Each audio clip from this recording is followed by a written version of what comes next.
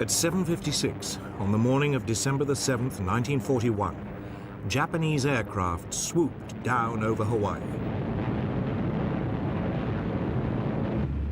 Their target?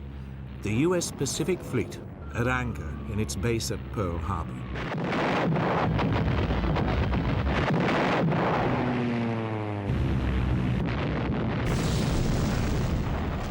Five US ships were hit immediately.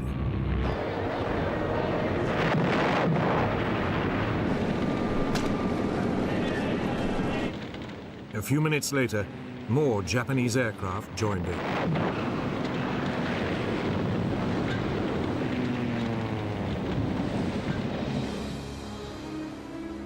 By 8:35, 2 US battleships were sinking, 2 had capsized, and 2 were badly damaged.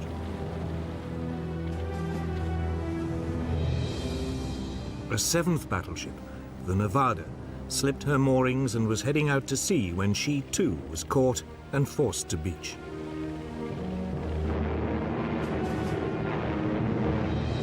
Simultaneously, Japanese Zero fighters strafed US aircraft lined up on the island's airstrips.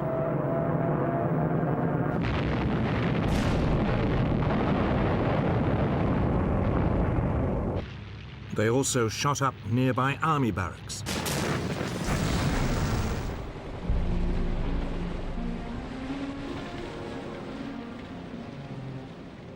By the end of the attack, dozens of US warships had been sunk or damaged. 188 aircraft were also destroyed.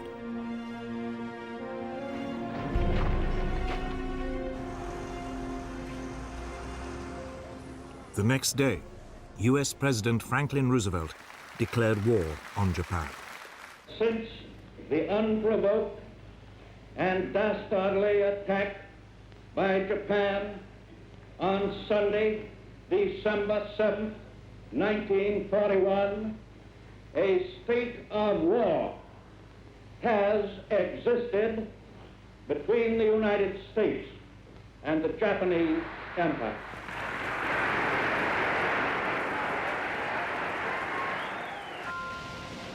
The stage was set. Could Japan knock out the United States with a swift blow before the huge might of America ground it down? It would become one of the great conflicts of World War II.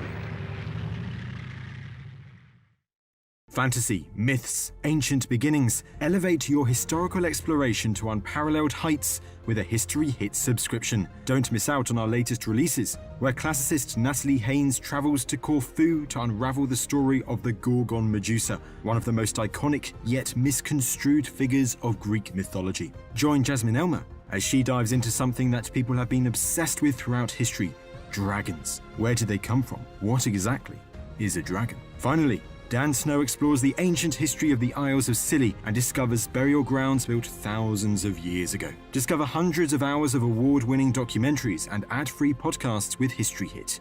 Sign up for a special offer via the link in the description.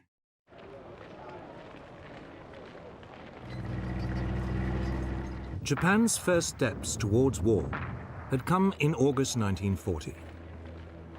Capitalizing on France's defeat in Europe, it seized control of air bases in the north of the French colony of Indochina. It was looking for a quick and easy expansion of its empire.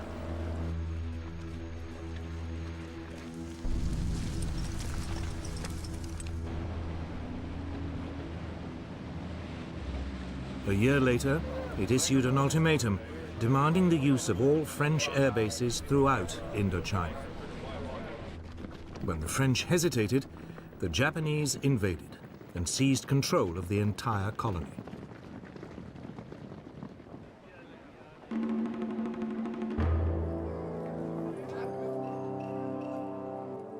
Japan felt the consequences almost immediately. The United States froze its overseas financial assets, effectively robbing the country of its ability to buy oil. Japan faced a choice: climb down and lose face, or seize more territory and up the stakes.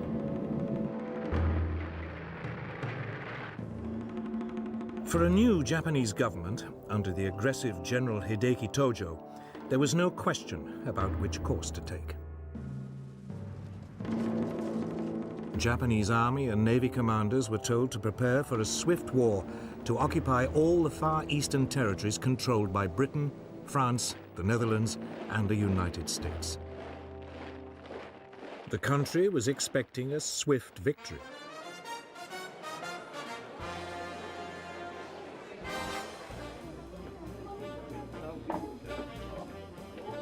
Japan saw the Americans, in particular, as a nation of pleasure lovers with no stomach for a lengthy war and heavy casualties. The Japanese military calculated that if they could destroy the US Pacific Fleet, the US would quickly sue for peace. It was now that they decided to attack Pearl Harbor. Admiral Isoroku Yamamoto, commander of the Japanese Combined Fleet, was put in charge.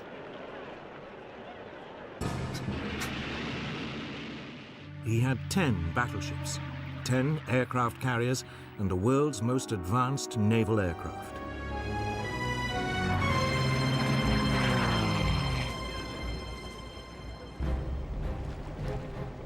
Against him, the US Pacific Fleet had 8 World War I vintage battleships and 2 carriers.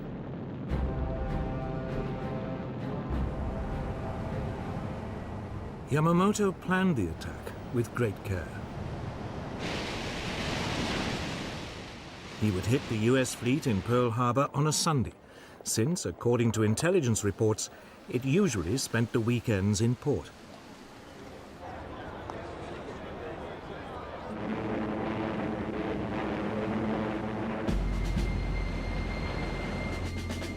In total radio silence, the Japanese strike force gathered in Tankan Bay in the northerly Kuril Islands.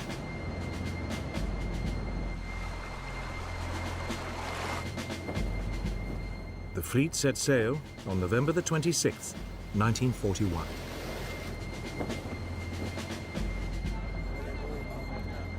Meanwhile, as a decoy, Japanese negotiators arrived in Washington to discuss a possible Japanese withdrawal from China.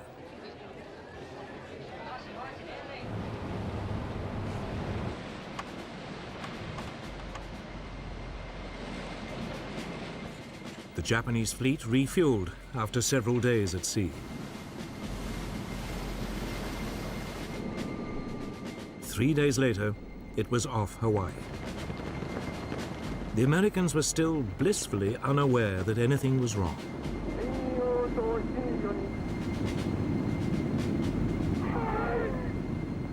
At 6 a.m. on December the 7th, after a final briefing, the first wave of Japanese aircraft took off.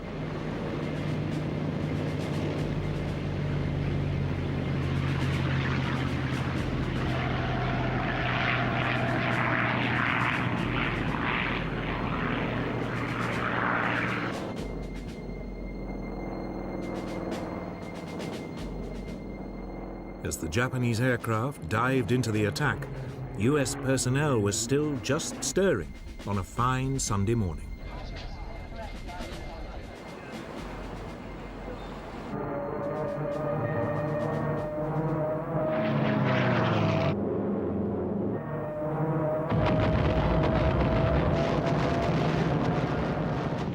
It was all over in less than 2¼ hours. Yamamoto's plan had worked like a dream. Or had it? There was only one problem.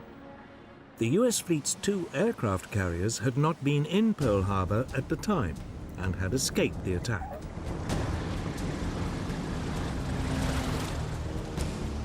Yamamoto's main aim of crippling the US Pacific Fleet had only partially succeeded.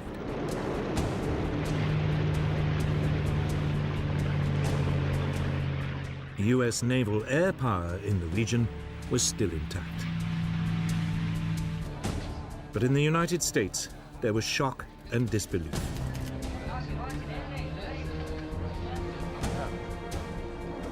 It quickly turned into a mood of fury and determination.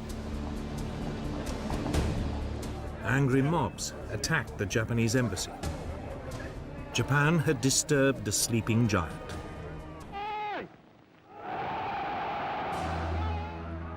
Yet before the US could mobilize its full strength, the Japanese were to inflict more humiliating defeats on the Western Allies.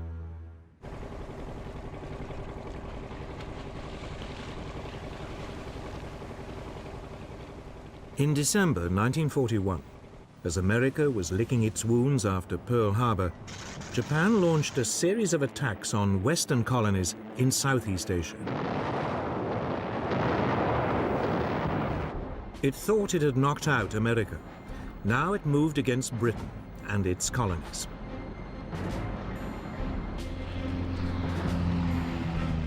The first to be hit was Malaya, where a Japanese force came ashore in the northeast of the country.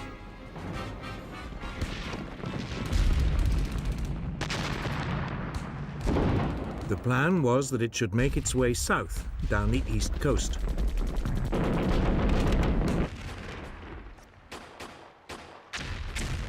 The invasion force was met by a contingent of British Indian troops.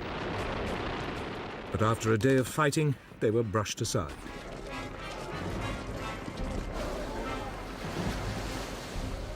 Meanwhile, further north in Thailand, a second Japanese landing was unopposed. 30,000 Japanese troops were soon making their way down the western coast of Malaya.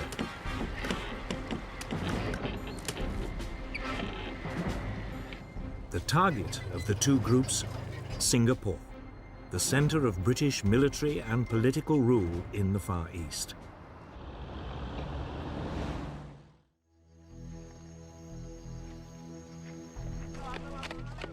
Britain had turned the island into what it believed was an impregnable fortress.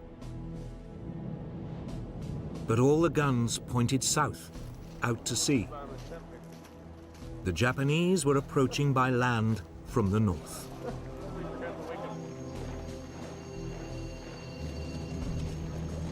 Yet British military commanders remained remarkably untroubled. They didn't rate the Japanese as fighting men and believed the Malay jungle was, anyway, virtually impassable.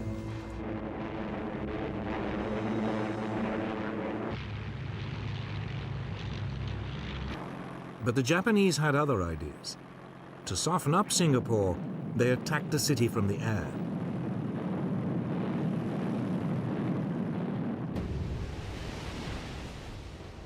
Britain sent the new battleship Prince of Wales and a battlecruiser, Repulse, to attack Japanese troop convoys. They were met by Japanese bombers.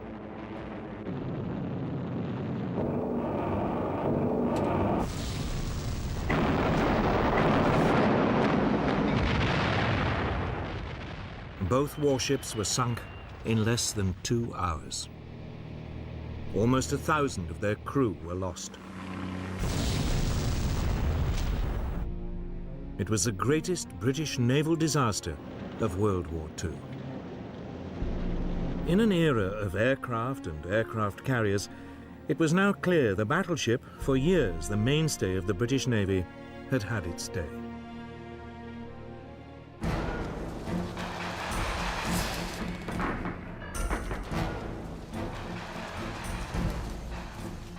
Back on land, the Japanese continued to head south towards Singapore. On January the 11th, 1942, Kuala Lumpur was captured. The British forces fell back and withdrew to Singapore.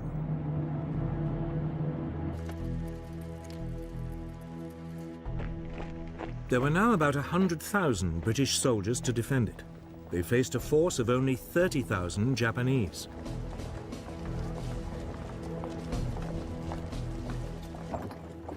Even without their big guns, the British should have been able to hold out.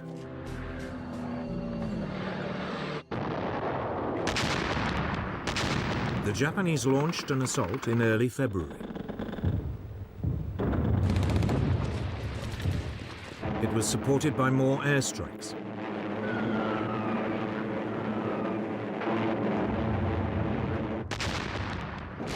The British defense was soon reduced to chaos.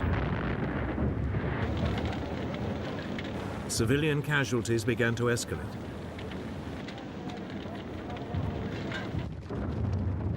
Four days later, the Japanese had pushed through the last of the British defensive lines.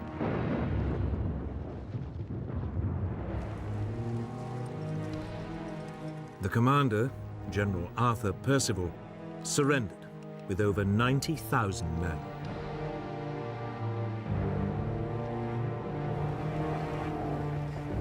Never in the history of the British Army had a commander in charge of such a large force had to surrender, and to an enemy general whose force was outnumbered more than 3 to 1. Britain's 200-year-old power and prestige in the Far East had been wiped out in just 10 weeks. But it wasn't the only disaster.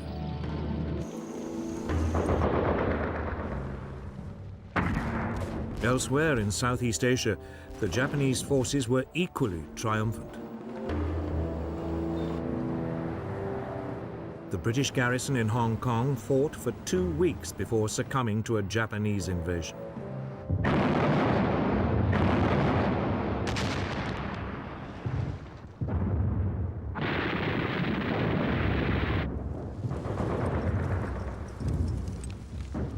In the Philippines, America fared no better.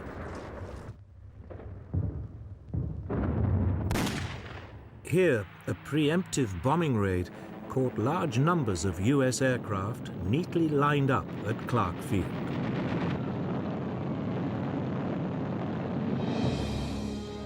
Most were destroyed.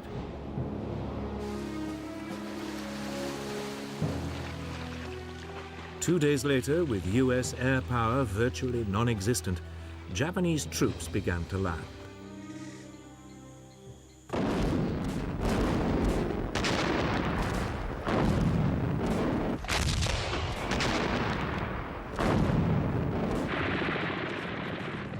The local Philippine troops melted away.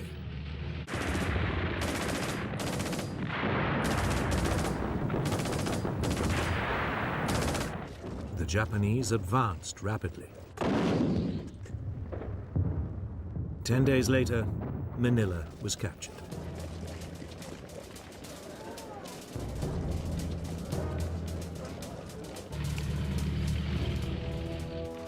The US soldiers were forced to withdraw to the Bataan Peninsula. Here they hoped to hold out until a relief force could be sent. It never came.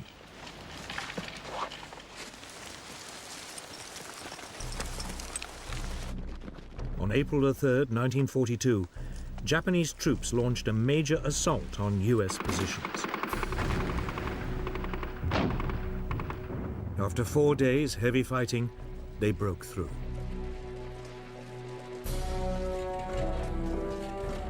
The Americans surrendered 2 days later.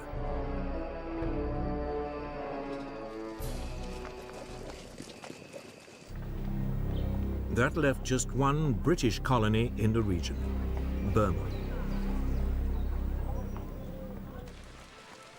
In early 1942, Japanese forces pushed into the south of the country. The British defenses had been utterly neglected. There were only some 15,000 men defending the country. They were no match for the Japanese.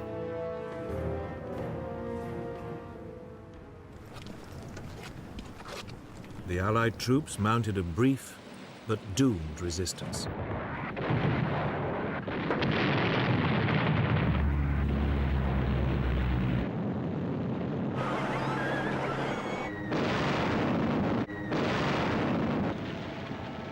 Less than 2 months after invading Burma, the Japanese had seized the capital, Rangoon. 8 weeks later, the British had been pushed entirely out of the country. In just under 6 months, the Japanese had seized control of the whole eastern rim of the Pacific. Their Oriental blitzkrieg had been swift and crushing. Yet already there were warning signs that they were not as powerful as they appeared.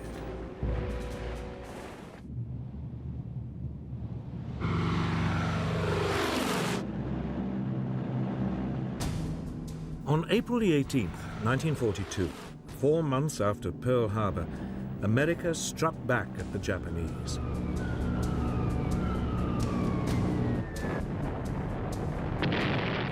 US bombers flying low over Tokyo dropped bombs on the city close to the Emperor's Palace. Others struck Yokohama, Kobe, and Nagoya.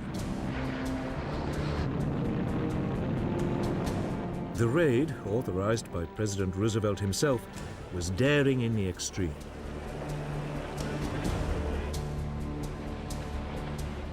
The B-25 Mitchell bombers had not been designed to be launched from aircraft carriers. They barely managed to lumber off the deck of the USS Hornet, which had brought them to within 700 miles of the Japanese capital.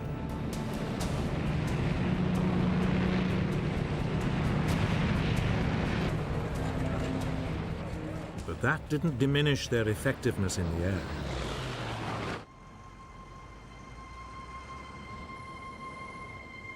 In Japan, the raids caused profound shock. After their runaway successes of the past 4 months, they had never expected an attack on their homeland.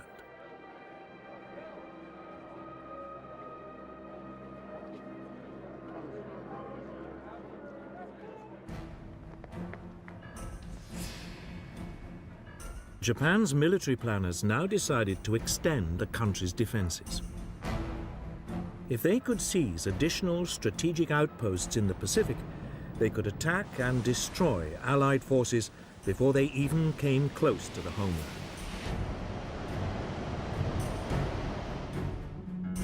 Japan already controlled much of the Chinese coast, Southeast Asia, and the Philippines.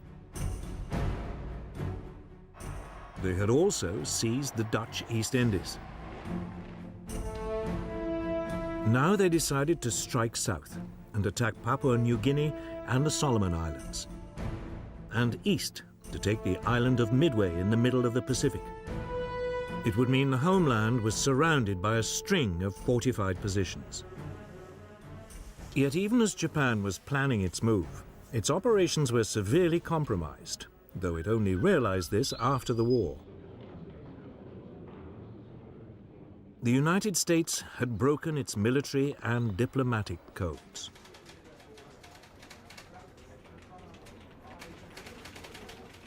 By spring 1942, the US Navy's code-breaking team in Hawaii was reading enough messages to give it a remarkably accurate insight into Japan's intentions.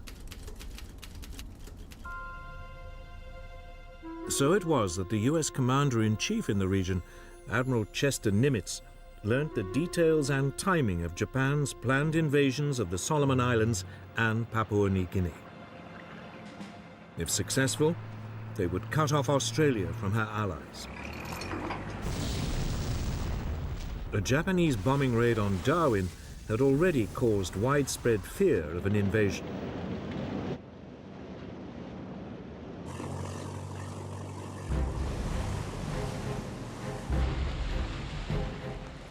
In early May 1942, the Japanese plan to widen its defensive perimeter was launched. They seized the Solomon Islands.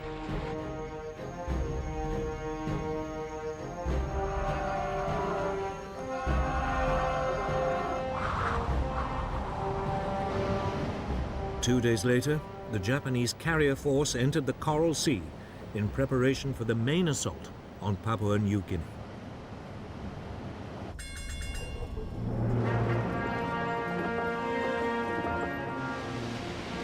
But this time, The Americans had anticipated them. Admiral Nimitz had ordered 2 US aircraft carriers and a number of smaller warships into the area.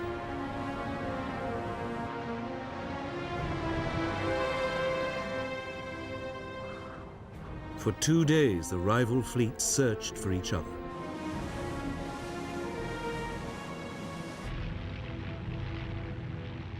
Then, on May the 7th, US aircraft located and sank the Japanese carrier Shoho.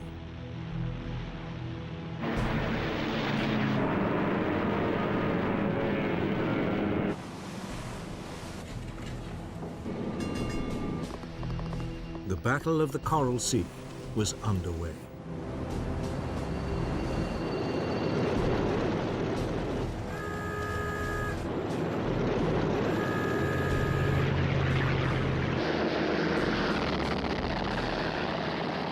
Early the following day, the Japanese responded, unleashing a hail of torpedoes and bombs.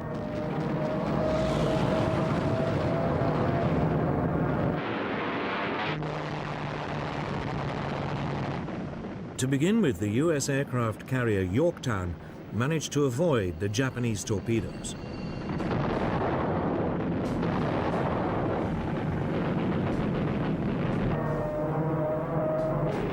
But then she took a bomb which penetrated 4 decks before exploding. 37 men were killed.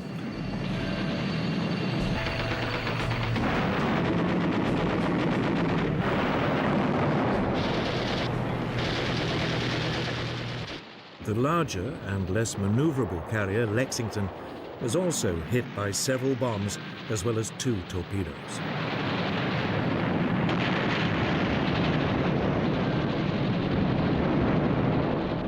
She developed a heavy list to port.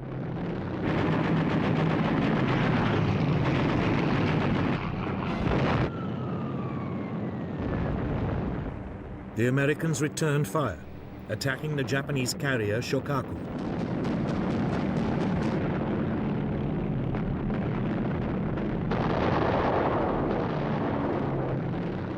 The first US raid was blunted by Japanese Zero fighters, which forced the US Douglas Devastator bombers to drop their torpedoes too far out.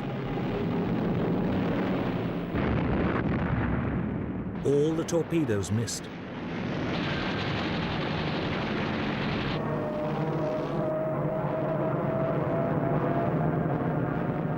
But a second wave of US dive bombers struck home.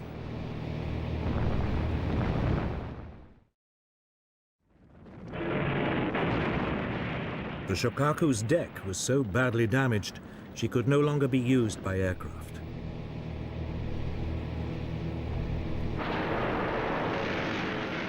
After 2 days of fighting, the 2 forces finally disengaged. That evening, the Lexington, still afloat, suddenly erupted in a huge explosion.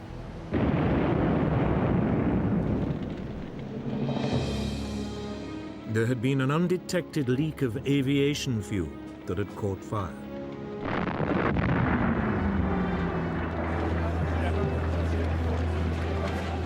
Amazingly, all but 215 of the nearly 3,000 men on board were rescued. Later that evening, an American torpedo scuttled the burning hulk.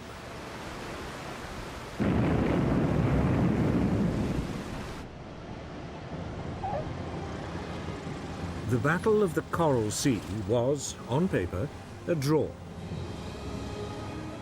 Each side had lost 1 carrier and had another severely damaged. Strategically, however, it was a major US success.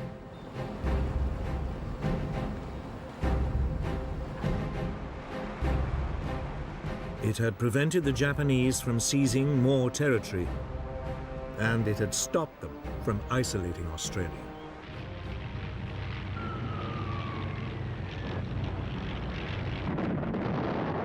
The Battle of the Coral Sea marked a new era in naval tactics. It was the first major sea battle in which the opposing ships were completely out of visual contact. It was fought, instead, by aircraft flying from carriers.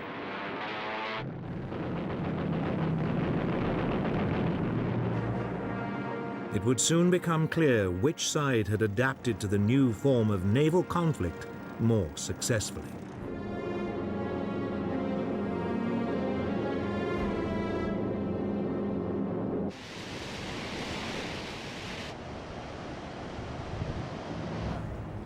By the late spring of 1942, Japan and America were deadlocked. Japan needed a quick victory if it was not to be ground down by the huge resources of the United States. In mid-May, it began its next move. US codebreakers reported Japanese plans for a new attack. It would be on Target AF, somewhere in the mid-Pacific. The problem for the Americans was that they had no idea where Target AF was. Could it be a reference to Midway Island near Hawaii? An ideal jumping-off point for another attack on the American fleet in Pearl Harbor. The code-breaking team suggested a way to find out. The US Air Base on Midway was instructed to send an uncoded message reporting problems with the island's water system.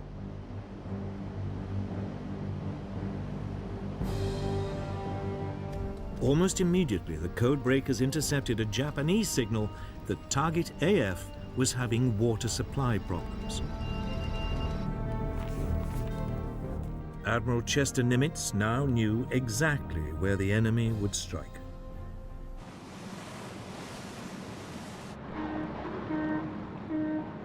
The Japanese plan was typically complex. A diversionary attack on the Aleutian Islands in the North Pacific would draw away part of the US fleet, while Midway was seized by an occupation force. The Americans would be obliged to hurriedly commit their carrier force to retaking the island. There they would be annihilated by a huge Japanese naval presence, including 4 large aircraft carriers. It was the second Japanese attempt to wipe out the US Navy in the Pacific within a year.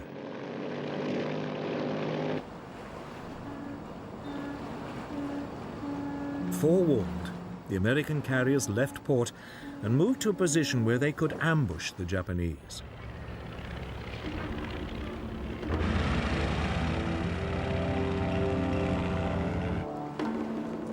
On June 3, 1942, Japanese forces launched the expected attack on the Aleutian Islands.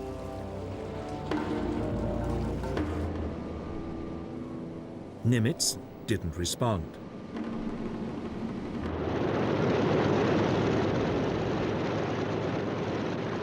Then, early the next morning, the main Japanese carrier force launched a first airstrike on Midway Island to soften up its defenses.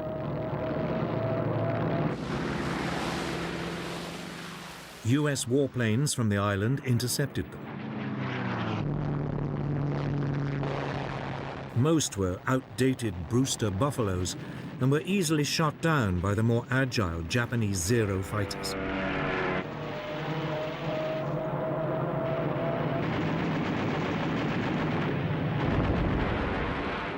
But the Japanese attack had been blunted. Midway's defenses had not been broken.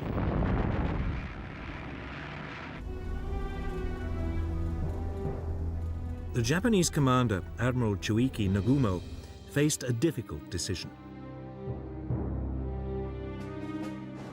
He'd kept some of his aircraft in reserve, loaded with munitions designed specifically for attacking ships, just in case the US fleet was spotted.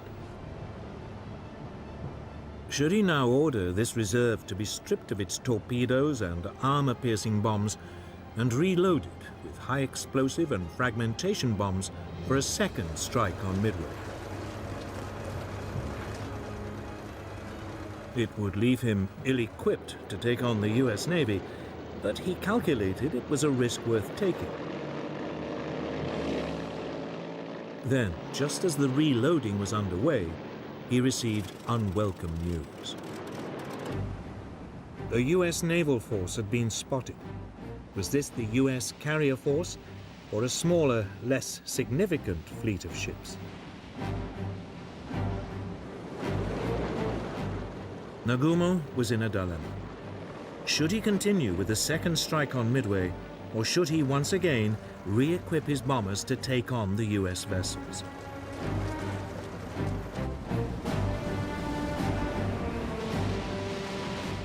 Nagumo decided to gamble. He would push ahead with the second strike on Midway. His hope was that when the bombers returned, there would still be time to rearm them to take on the US ships. Even as he weighed the odds, the Japanese carriers were attacked by US bombers.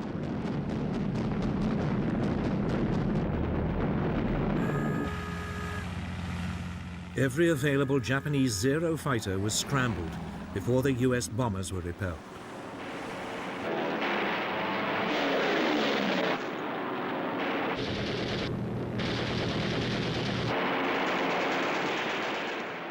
Then came another report from reconnaissance planes.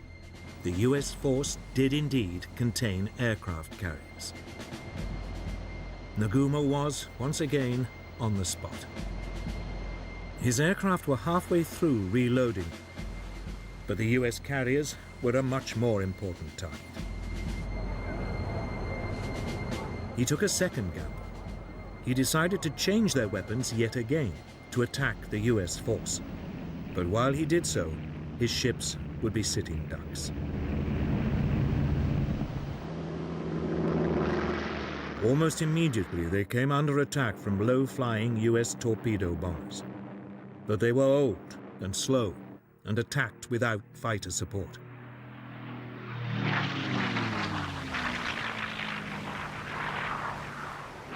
As they approached the Japanese fleet, they were rapidly shot down.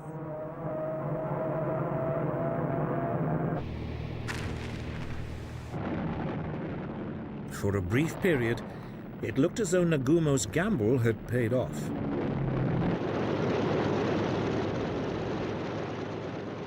Then, just as his bombers had been reloaded and were ready to take on the US carriers, disaster struck.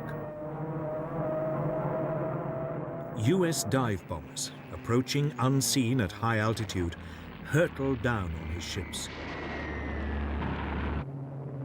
The Japanese were caught completely by surprise. Nagumo had gambled once too often and was now at the mercy of American air power. Within 5 minutes, the US dive bombers had reduced 3 of Japan's largest aircraft carriers to flaming wrecks. All would later sink.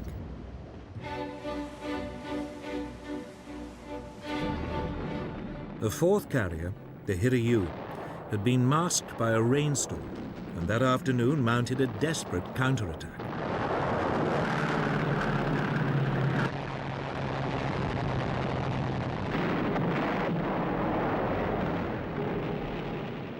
The US carrier Yorktown was severely damaged.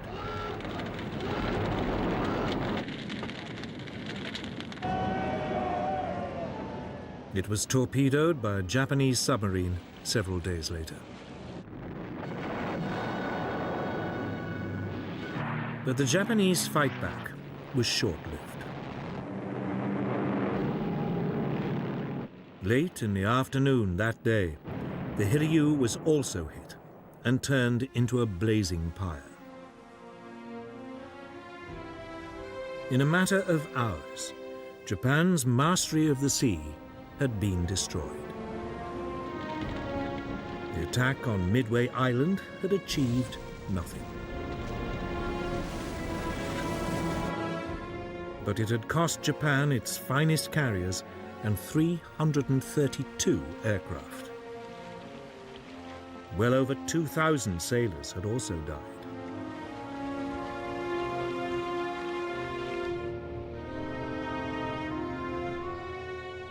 America now ruled the waves in the Pacific.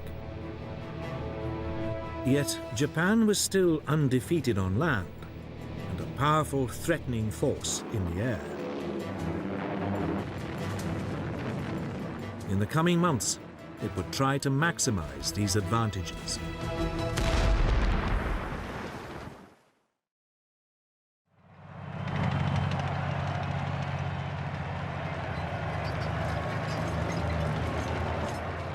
By summer 1942, Japanese plans to build a defensive ring of occupied territories around their homeland had still not been completed.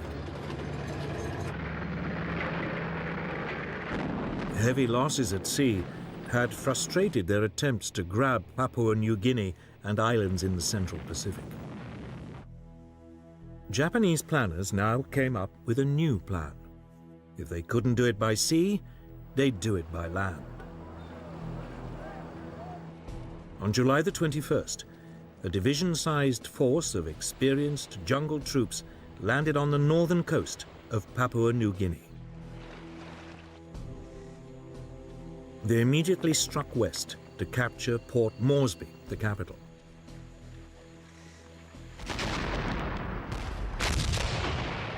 Progress was swift at first. The small Australian defence force was completely outnumbered.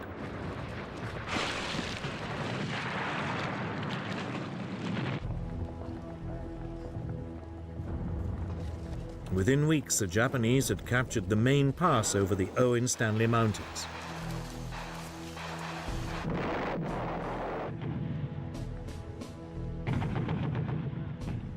They then halted to await reinforcements before the final push on Port Moresby.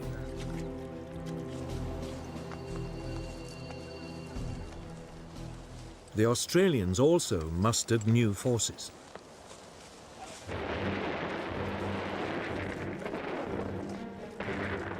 When the Japanese moved off again, they now met much stiffer resistance.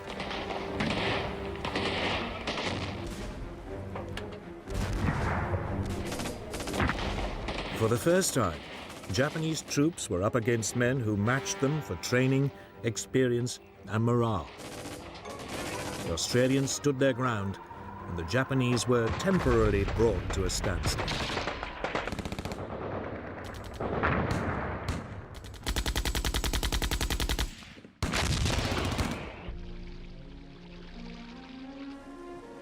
But conditions in the jungle were appalling. There was constant tropical rain. Malaria was rife. The Australians were eventually, again, forced to retreat.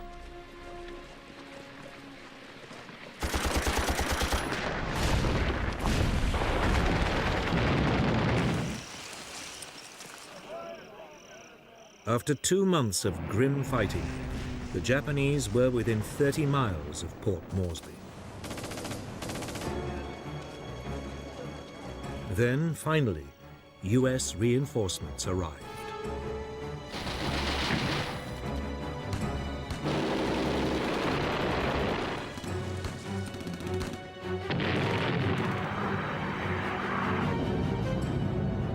Through September and October, the Japanese were, in their turn, forced back.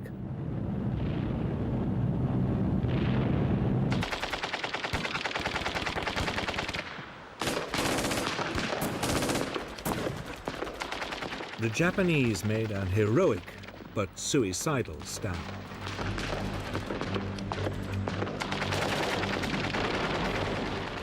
Many chose to die fighting rather than surrender.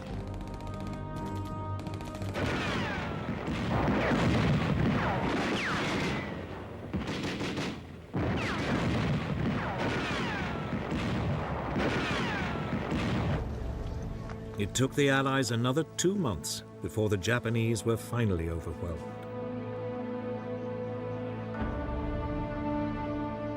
It had been a bloodbath.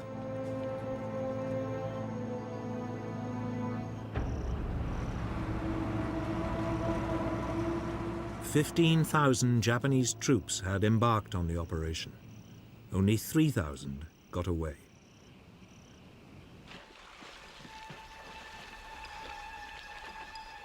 The Japanese were in trouble. They'd lost at sea. They were now rapidly losing the initiative on land. American military might was asserting itself.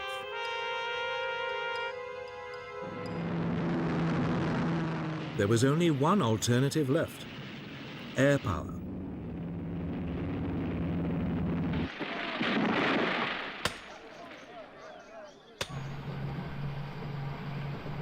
Through the summer of 1942, Japanese engineers began building a string of airstrips across the Pacific. One was on the island of Guadalcanal, in the southern Solomon Islands.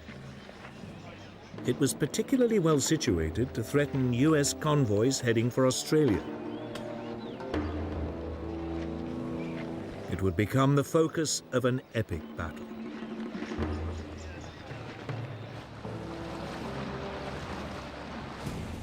In July 1942, an amphibious force of US Marines invaded the island.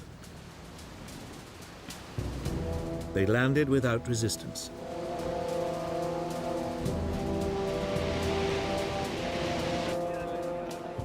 The plan was to capture the half-built airstrip, complete it, and then turn it into a US base.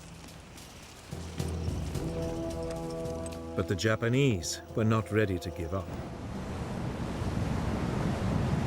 That night, they sent in a naval force to land reinforcements and to attack the fleet of US ships supporting the Marines.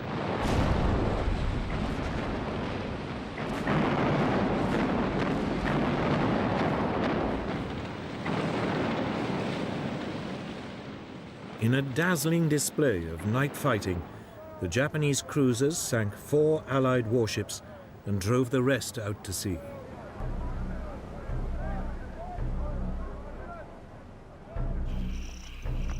The Marines were now marooned, without supplies and without much of their equipment. They dug in around the airstrip.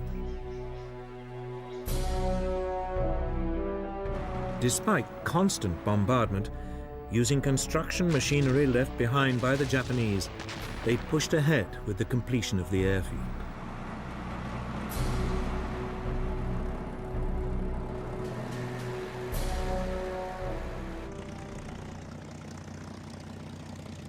Two weeks later, a group of US Wildcat fighters and dauntless dive bombers flew in. They were not a moment too soon.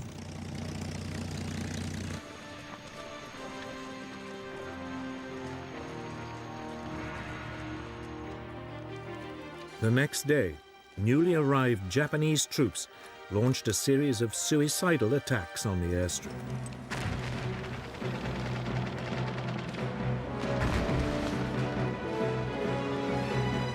Over the following months, wave after wave of fanatical troops were thrown into the battle.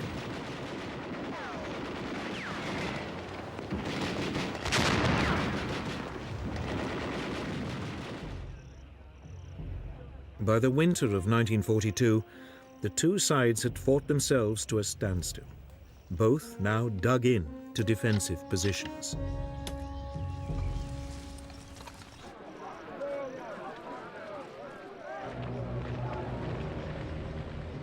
Then, in December, the exhausted US Marines were replaced by fresh troops.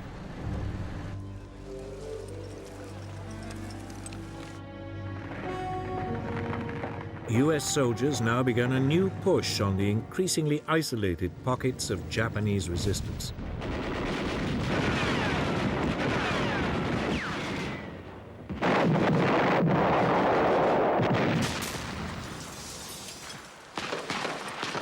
By early February 1943, the Americans had finally won control of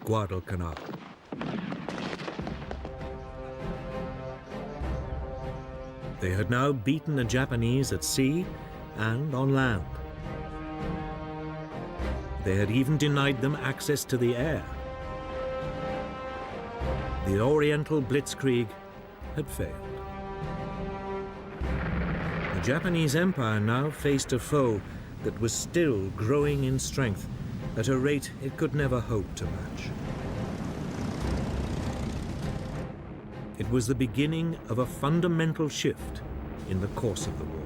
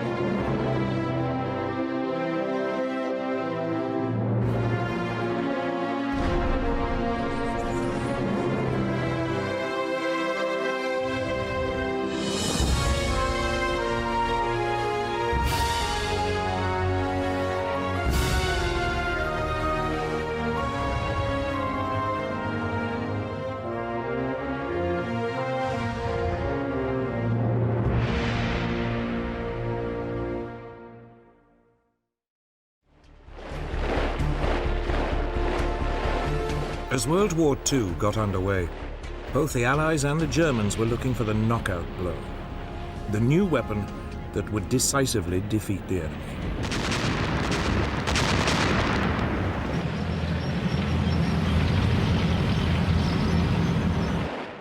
For Hitler's Germany, the problem was that Britain was an island. His tanks couldn't blitzkrieg across the Channel. The only way to defeat her was to strangle her seaborne supply routes.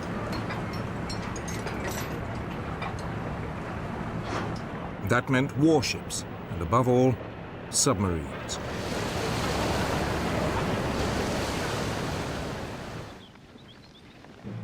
For the Western Allies, the problem was attacking Germany when there were no Allied troops in mainland Europe. The solution they adopted was strategic bombing. Aerial bombardment aimed at destroying Germany's infrastructure and pounding its people into submission.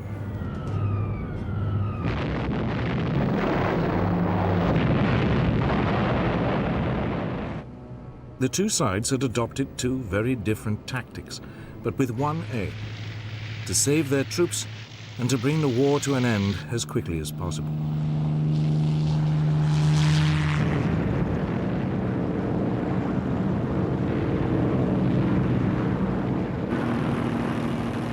Ironically, it was the Germans who first started strategic bombing.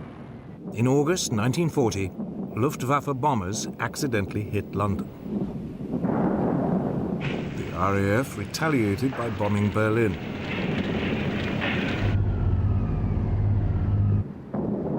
By the autumn, Germany was bombing Britain's cities almost daily, convinced the British would eventually crack.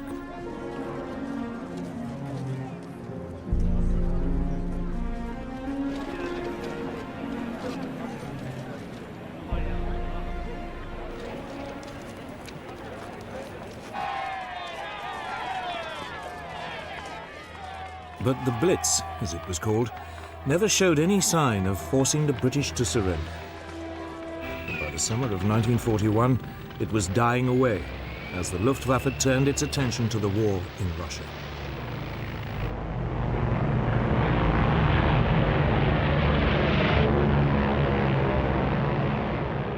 But for the British military command, bombing remained the only way of striking directly at Hitler's Germany.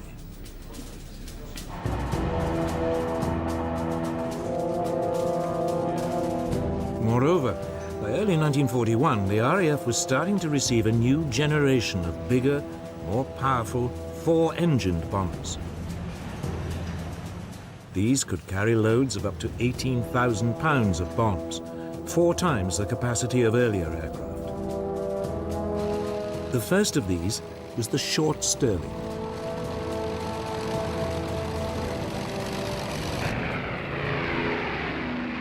To begin with, the plan was not to hit the German population, but specific infrastructure targets, cutting transport and oil supplies, damaging Germany's ability to wage war. But it suffered one central problem. Britain's bombing was extremely inaccurate.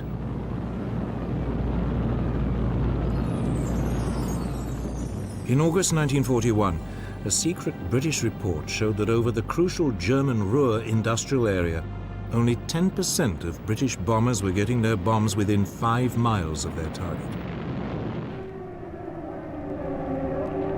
At the same time, the German air defenses were taking a terrible toll on British planes.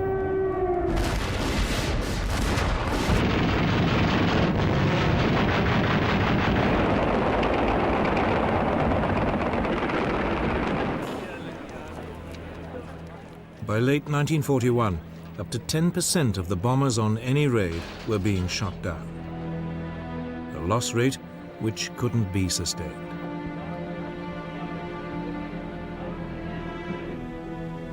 The Royal Air Force High Command decided to change tactics. It gave up any pretense of trying to hit specific targets.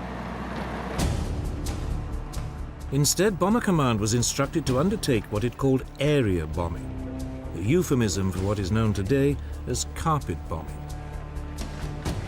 The idea was to deliberately target an entire area of a city, regardless of the civilian population.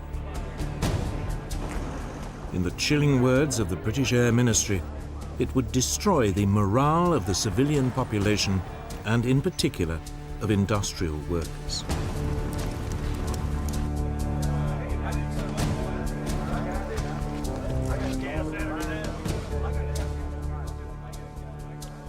Its leading exponent was Air Marshal Sir Arthur Bomber Harris, who was now appointed Commander-in-Chief of RAF Bomber Command.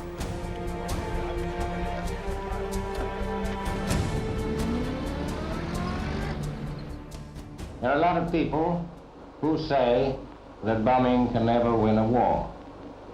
Well, my answer to that is that it has never been tried yet, and we shall see. They sowed the wind, and now they are going to reap the whirlwind.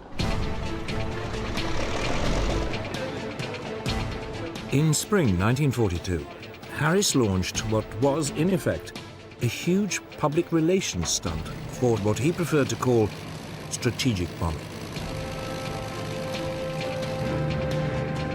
He gathered every available aircraft in Bomber Command. Over 1,000 took off for the German city of Cologne.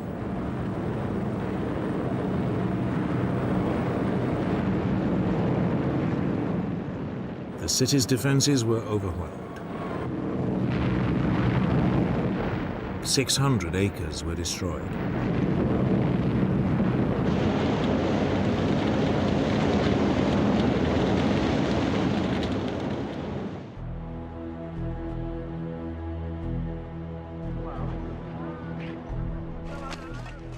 But only 39 British aircraft were lost. Harris had won his point.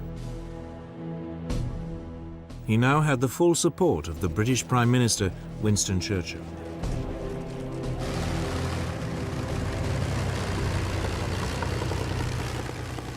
He also now had an outstanding new weapon, the Avro Lancaster, the finest heavy night bomber of the war. And he had a new partner. By the summer of 1942, the United States had joined the air war in Europe. American planes began to appear in Britain. The majority were the Boeing B-17 Flying Fortress. It was heavily armed with 13 machine guns and could, in theory, fight its way through to a target in daylight without a fighter escort.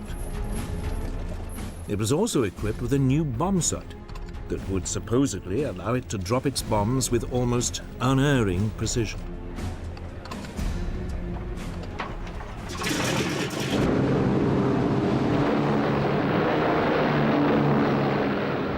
These features encouraged the Americans to ignore the lessons of the early British campaign and return to targeted raids on Germany's infrastructure. In August 1942, the Americans put the Flying Fortress to the test.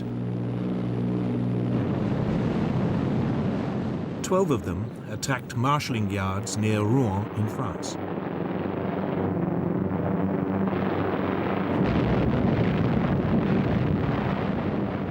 Damage was slight, but the United States lost no aircraft. For the Americans, it was the proof that daylight raids on infrastructure targets could work. For the British, it simply showed that the Americans could hit a minor and relatively undefended target. But that winter, the two allies agreed to combine their approaches. They would launch a massive bombing campaign against Germany's industrial heartland. The Americans would attack by day against carefully selected infrastructure targets. The British would attack by night, carpet bombing whole areas, destroying war production and civilian morale. They hoped it would be so devastating, it might even bring the war to an end.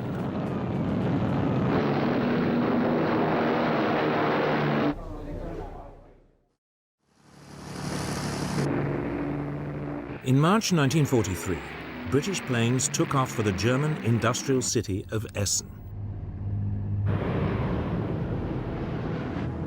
High-speed Mosquito light bombers went in first, dropping flares to highlight the targets.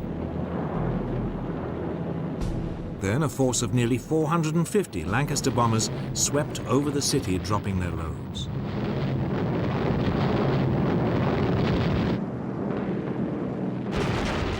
The German defenses were overpowered. Only 14 British aircraft were shot down.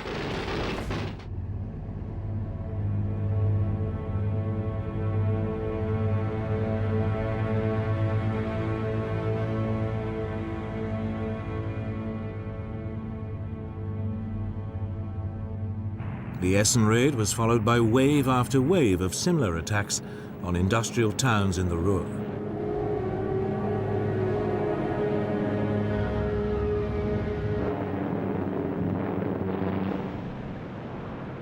But the German air defenses now began to get the measure of the Allied attacks.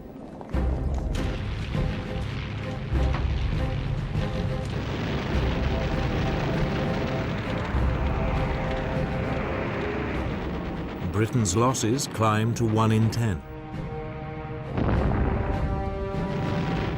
Harris was forced reluctantly to call a halt to the attacks.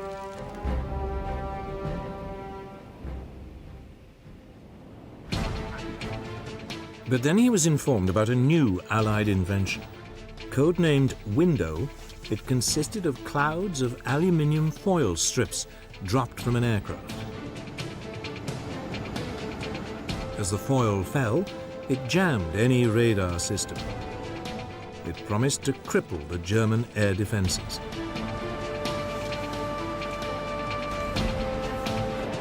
Harris seized on it. And 4 months after the Essen raid, in July 1943, he went back on the offensive. He called it Operation Gomorrah.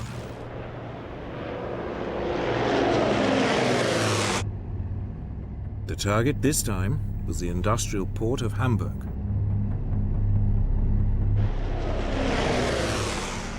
Bombers equipped with Window jammed the German radar.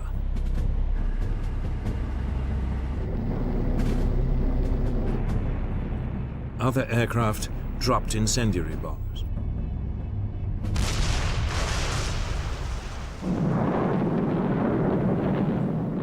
A giant firestorm engulfed the city center.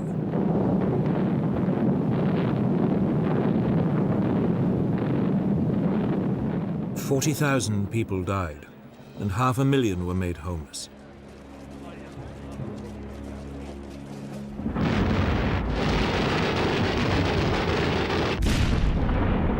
More raids on the port followed.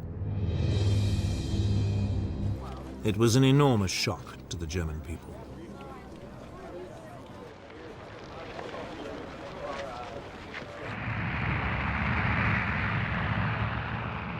Four months later, in the autumn of 1943, Harris followed Hamburg with a series of attacks on Berlin.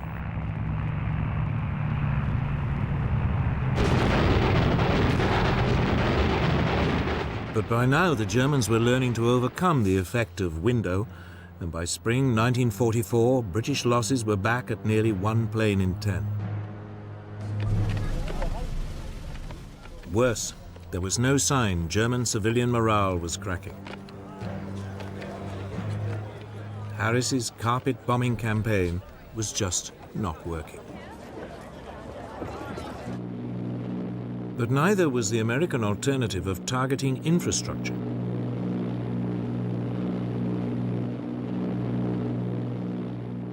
By the spring of 1943, US Army Air Force daylight raids were steadily reaching deeper into Germany. But American losses were climbing. Around 1 in every 15 planes was being shot down.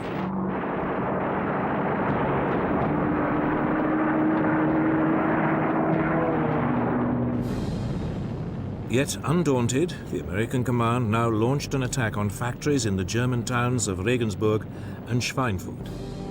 It was hugely ambitious. Both were deep in southern Germany, far beyond the range of US escort fighters.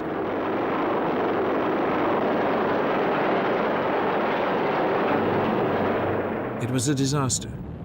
The 380 flying fortresses, which US bomber chiefs had assured everybody wouldn't need a fighter escort, were harried and shot down. The loss rate was over 16%.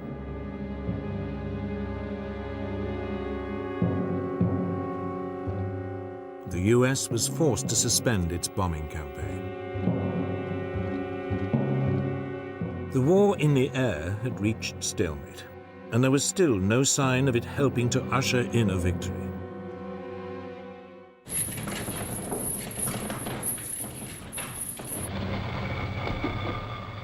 Then, in the early summer of 1944, as the Allies prepared to invade mainland Europe, the British and American air forces were tasked with disrupting German communication lines and oil supplies. It represented a return to targeted infrastructure bombing. But this time, the Allies had a new weapon. The British had experimentally modified a US fighter, the P-51 Mustang. The US engine had been replaced by a British-made Rolls-Royce Merlin. It gave the plane a much longer range. It was the ideal long-distance bomber escort.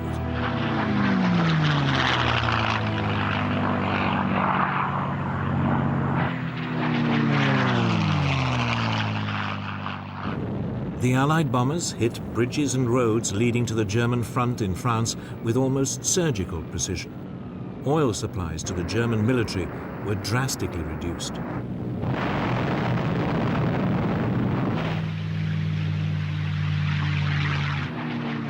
Once again, the German fighters attacked, but they were now outmaneuvered by the Mustang.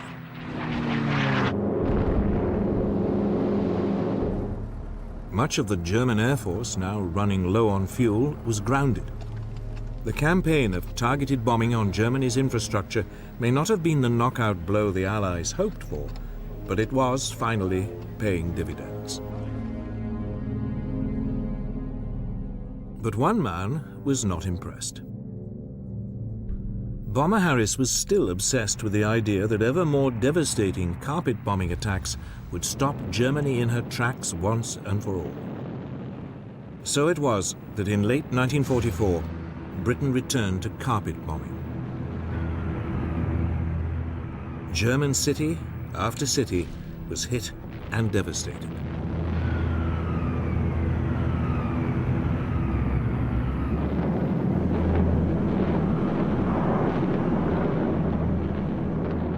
Then, in February 1945, Harris attacked Dresden, a city with virtually no military significance.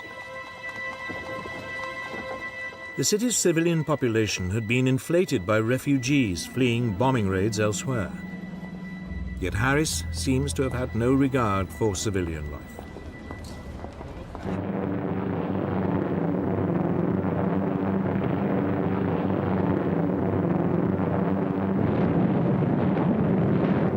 The city is flattened. Some 50,000 people died.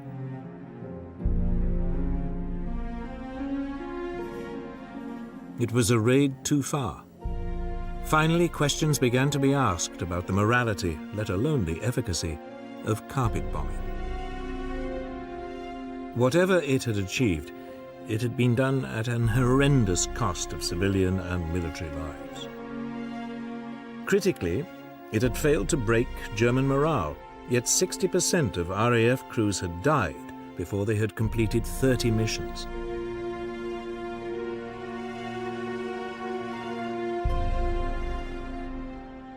For all the hopes put in it, carpet bombing had not come up with the knockout blow.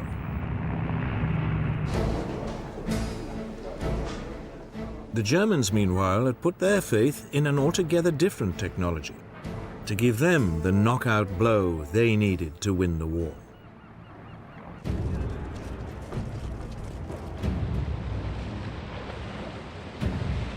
For Germany, Britain was a problem. It was an island, and for once Hitler's formidable land forces were useless. Britain also had a much more powerful navy. Yet Hitler calculated that if he used what he had strategically, he could fatally disrupt the sea convoys that were keeping Britain supplied with everything from oil to food.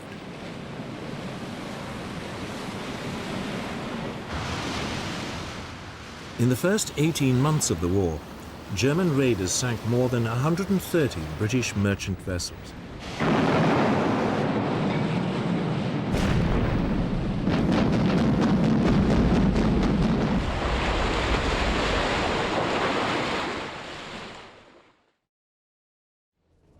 Some of the most effective raiders were the so-called pocket battleships, small but powerful warships designed in the 1930s to circumvent restrictions imposed on German rearmament after World War I. One, the Graf Spee, became particularly notorious.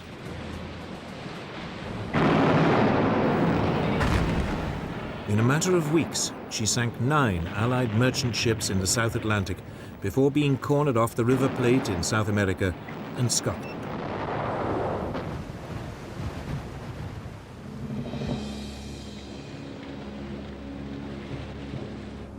But the raids were taking a serious toll. If the losses continued to rise, Britain would have real supply problems.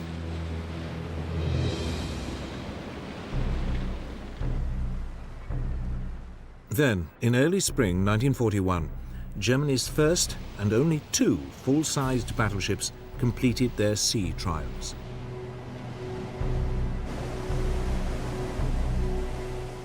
They sent a shiver through the British Navy. Their potential for destruction was enormous.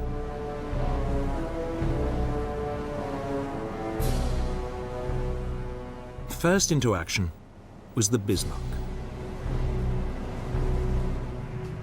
In May, RAF reconnaissance aircraft spotted her in the Norwegian port of Bergen, trying to sneak out into the North Atlantic. The British Navy set off in pursuit. 2 days later, the Bismarck was sighted in the North Atlantic. Britain's latest battleship, the Prince of Wales, was sent to intercept her. With her was the British battlecruiser, Hood.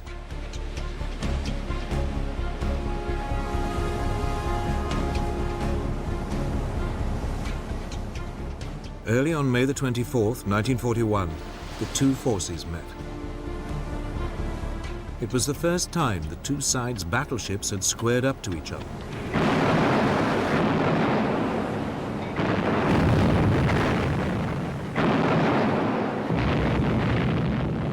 Almost immediately, a shell from the Bismarck plunged through the weak deck armor of the hood.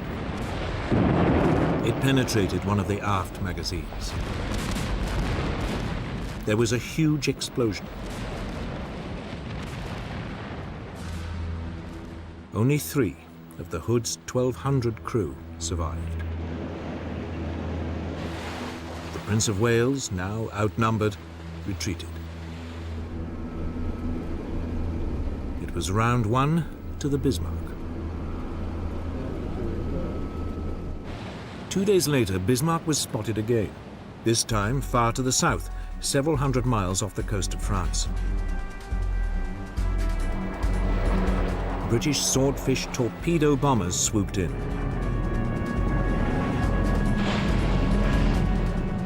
One hit and jammed the Bismarck's rudder. The following morning, 2 British battleships, the Rodney and King George V, caught up with the crippled Bismarck.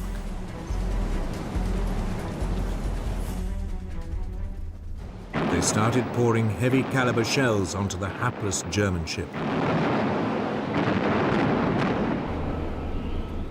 She was soon reduced to a blazing wreck. Bismarck was finally sunk by a torpedo. All but 110 of her 2,300 crew perished. The Bismarck had been sunk before she'd had a chance to prove her worth.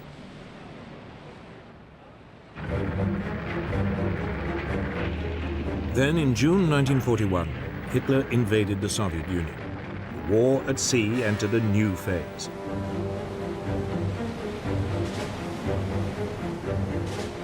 Britain began sending supply convoys to the Russian Arctic ports of Murmansk and Archangel.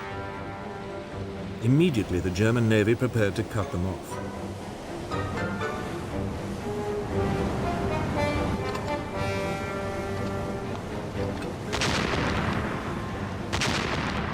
Convoy after convoy was attacked or threatened. By summer 1943, it had become so dangerous, further convoys to Russia were suspended until the autumn, when it was hoped bad weather and poor visibility would offer some protection.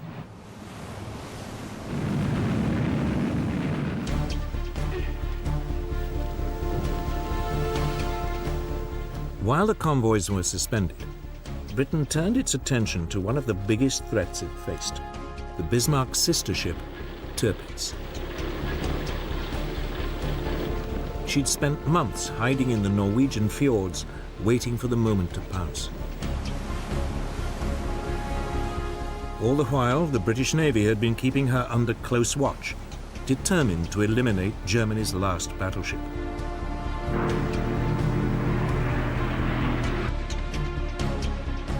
In September 1943, 5 British midget submarines known as X-craft were sent into the Norwegian fjords to sink her.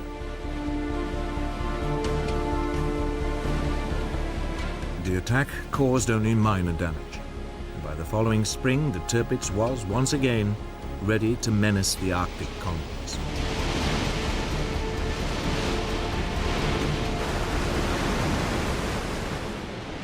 The Royal Navy now sent in a massive force to attack her.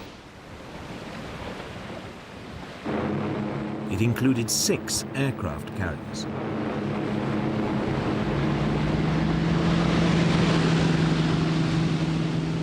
They took the Germans completely by surprise.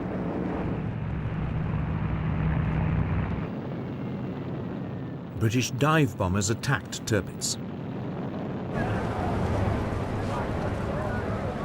But she was heavily armored, and the relatively small bombs caused only superficial damage. 3 months later, she was ready for action again.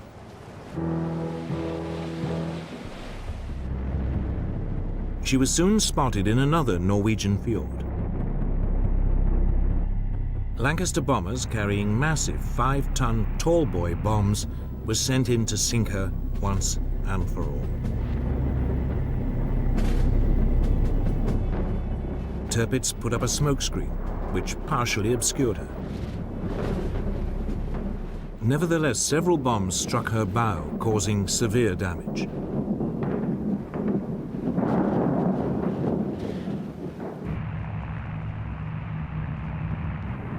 Finally, 2 months later, a squadron of Lancaster bombers caught her in perfect weather conditions. 3 tall boys struck home. Tirpitz slowly capsized. Almost 1,000 crew members went down with her. After more than 2 years of hiding and running from the British Navy, she had been sunk.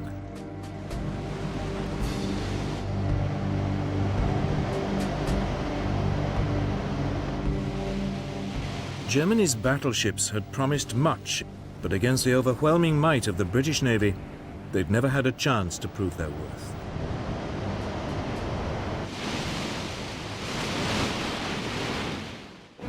Hitler had lost the battle at sea, at least on the surface. But below the waves, it was a different story.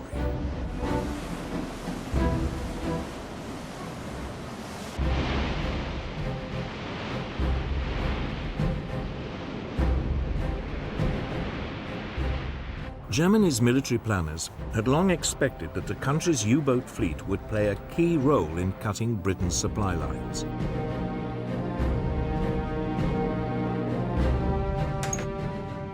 They could sneak up underwater on British merchant vessels, attacking them at the last moment. The submarines were also extremely agile on the surface.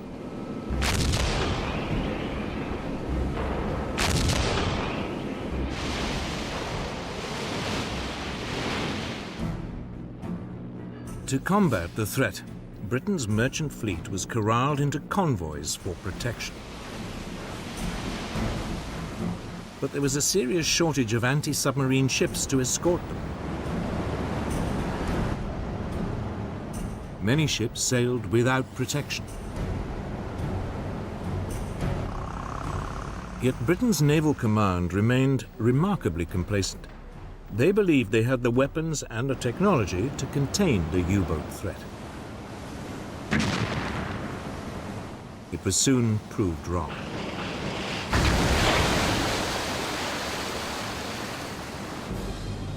In the early months of the war, Britain's supply lines were harassed and disrupted. Often the U-boats would attack on the surface, picking off merchant ships with their deck guns.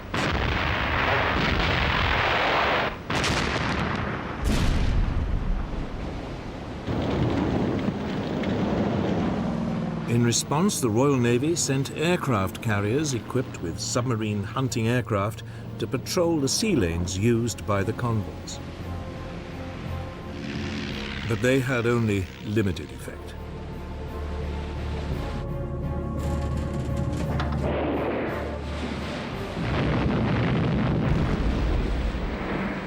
By the end of 1939, over 100 Allied merchant ships had been sunk by German submarines.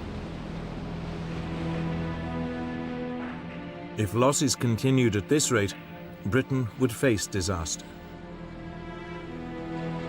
Oil, food, and weapons would all begin to run short.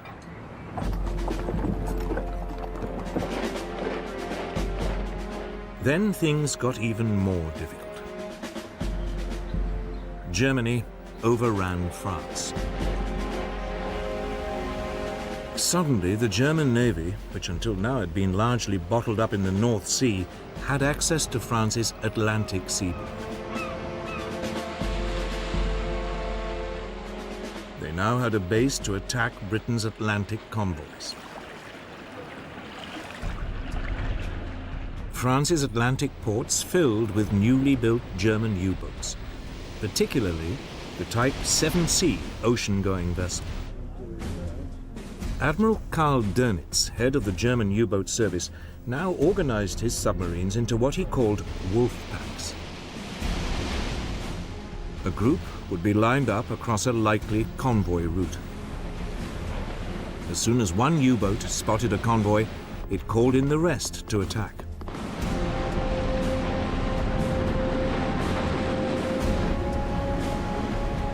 Sometimes the U-boats were also guided by long-range patrol aircraft.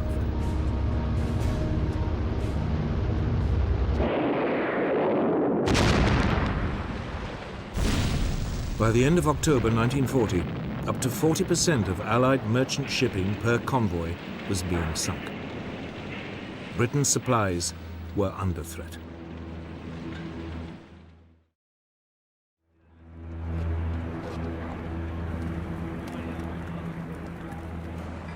German U-boat crews called it the happy time, and top U-boat commanders became national heroes.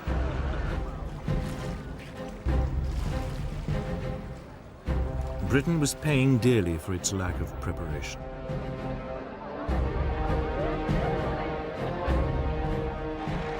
But finally, things began to change.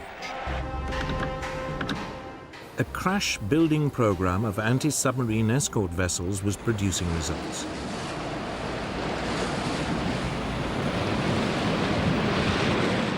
The first corvettes, as they were known, were coming off the slipways.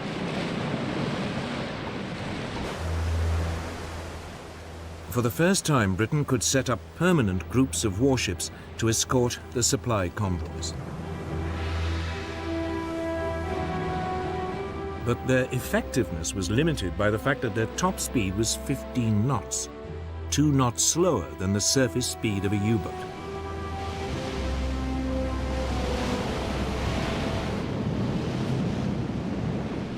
At the same time, the patrol aircraft of Britain's Coastal Command were equipped with depth charges.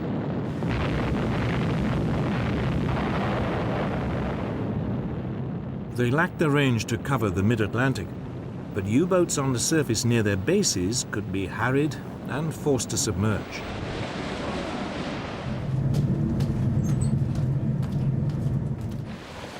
Then, as in the bombing campaigns, it was a series of technological breakthroughs that really came to Britain's help.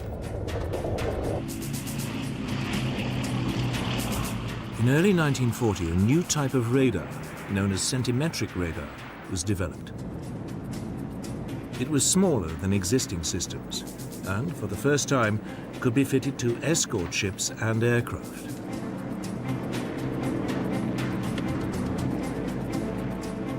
Now any German U-boat on the surface was vulnerable.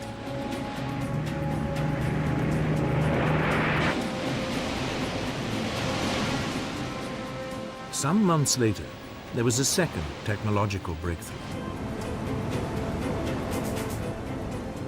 Huff-Duff was a radio detector. Anytime a German U-boat surfaced to communicate, Huff-Duff could pick up the radio signal and pinpoint its exact position.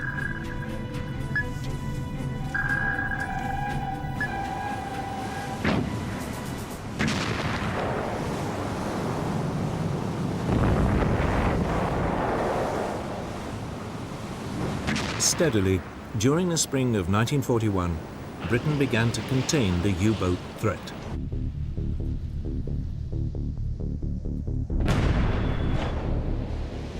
Merchant shipping losses fell by more than half.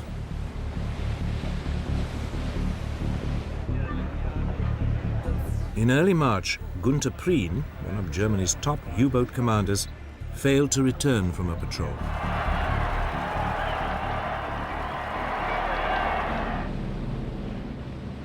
Shortly afterwards, 2 more top German U-boat commanders lost their lives in quick succession.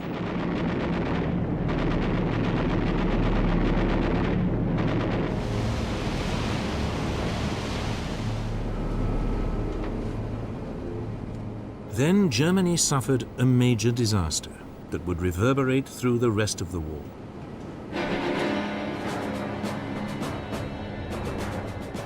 In May 1941, the British destroyer Bulldog forced U-110 to the surface and captured the submarine.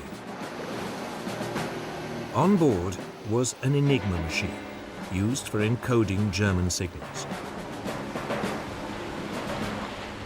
More importantly, Bulldog also captured the naval code books that went with the machine. It would provide vital assistance to Britain's code breakers. Soon, unbeknown to the Germans, Britain was getting a real insight into German naval communications.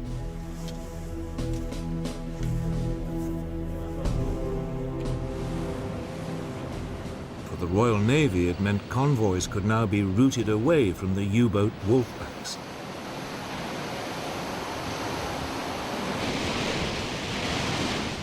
Germany's submarines had to work harder and search further to find and sink their prey.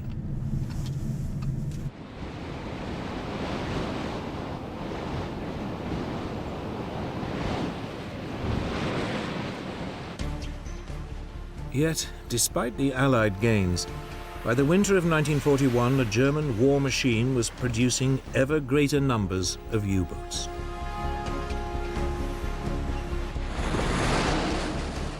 The long-term outlook for Britain's supply routes still looked ominous. Then, in December 1941, the war at sea changed decisively.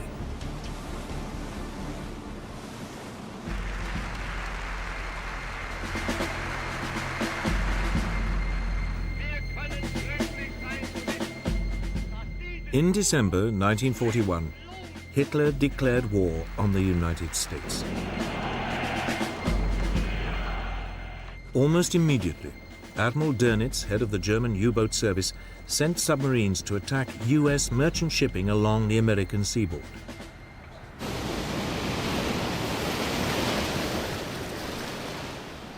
At first, only a few of his submarines, the new Type 9, were capable of making the long voyage from Europe. They found easy pickings. The US Navy's Commander-in-Chief, Admiral Ernest King, had resisted British advice to corral his merchant ships into convoys.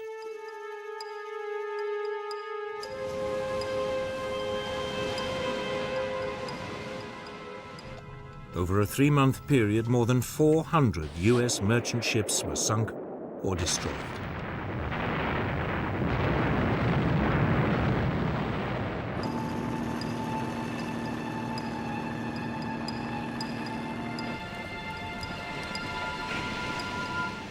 America was learning the tough lesson Britain had already learnt. Something had to be done.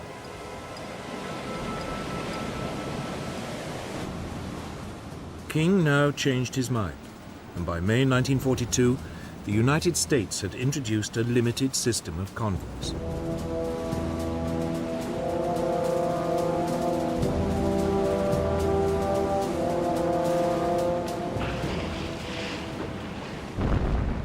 By July, the US losses were falling. It forced the Germans to adopt a new tactic. They would concentrate their U-boats in one particular part of the North Atlantic, the Black Gap, the area in mid-ocean too far from land for anti-submarine aircraft to reach.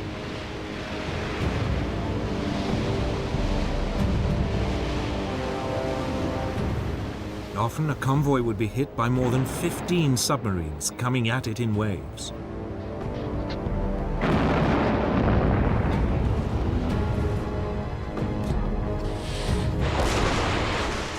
During October 1942, 56 Allied ships were sunk in the Black Gap. By the following March, Allied losses had reached 120 ships in a single month.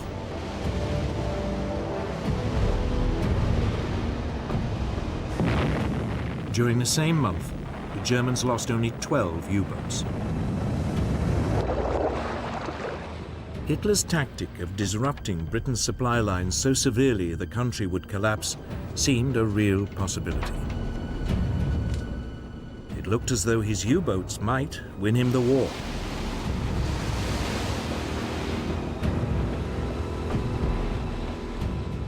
But now the Allies began to up their game. Britain had brought in a new commander.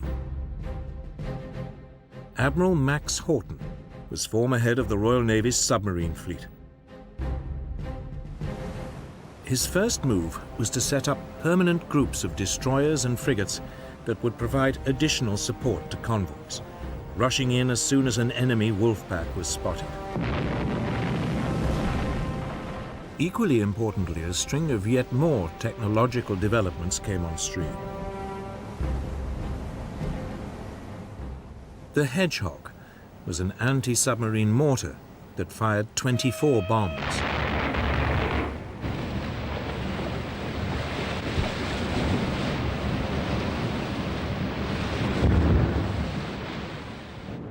Allied aircraft were fitted with a new high-powered searchlight, the Lee light.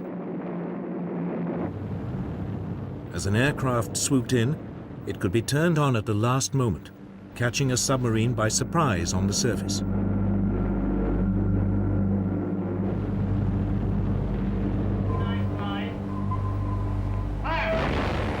The steady technological advance now began to pay off.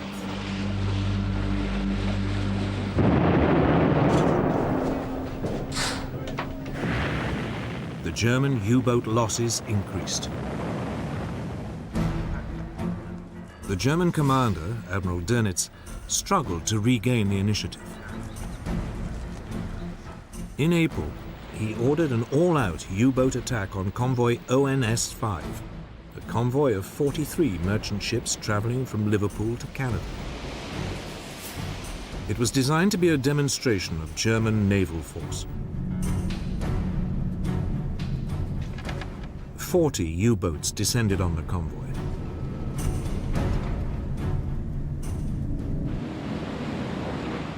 The British sent in extra support groups.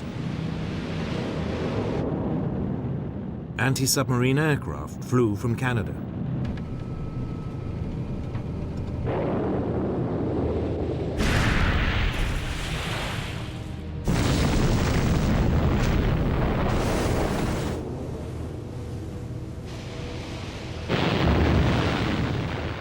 It would take 4 days for the Allies to beat off the German attack. 11 merchant ships were sunk, but the Germans had lost 7 U-boats.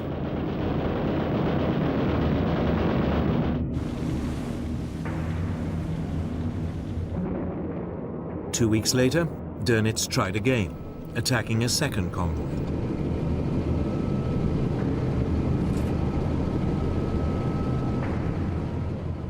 It was a disaster. 5 U-boats were sunk without a single merchant ship being lost.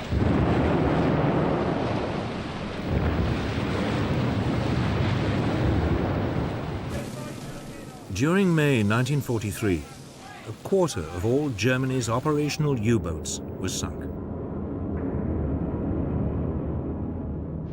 The Germans were finally beginning to lose the U-boat war in the Atlantic.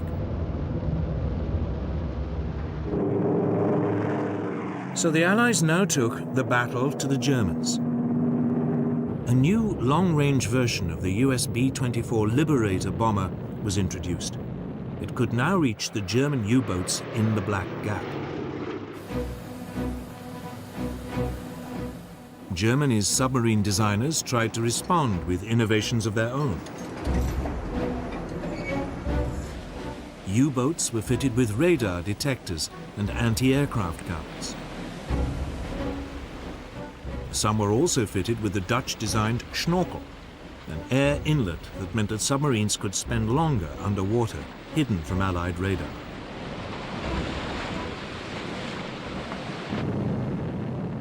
But it was too little, too late. The Allies still found them.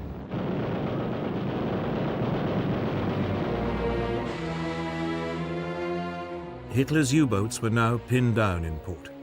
It was too dangerous for them to roam the ocean freely. German attempts to find an answer became increasingly desperate. They now produced a revolutionary new submarine. It was known as the Type 21.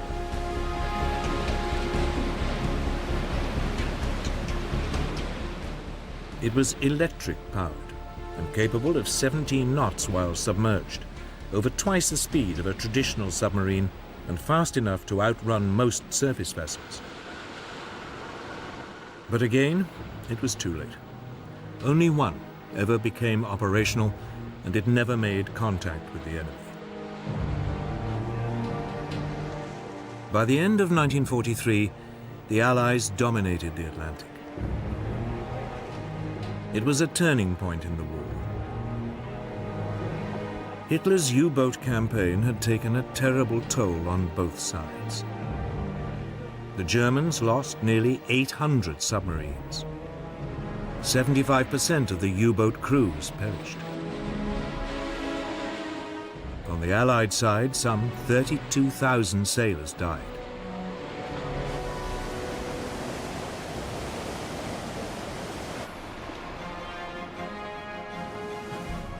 But now, at last, with the U-boats out of the way, great waves of US troops and equipment could flood across the ocean in preparation for the invasion of Europe. Victory in the Battle of the Atlantic would fundamentally change the course of the war.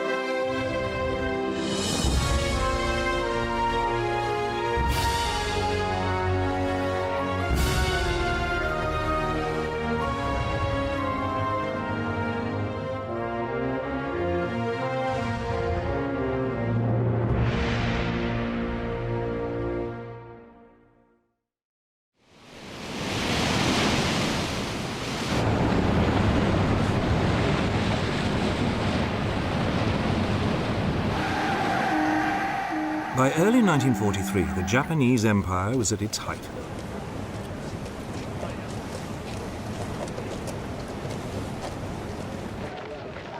The country had occupied Malaya and Burma, the Philippines, and the Dutch East Indies, Indonesia today. These territories had become vital sources of strategic supplies such as oil and rubber. Now the United States laid plans to roll back the Japanese gains.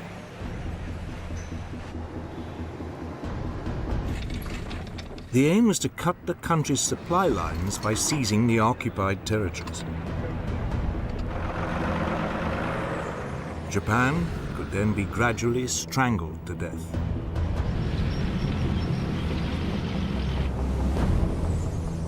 But to win in the vast expanse of the Pacific, the US would need to develop new forms of mobile warfare.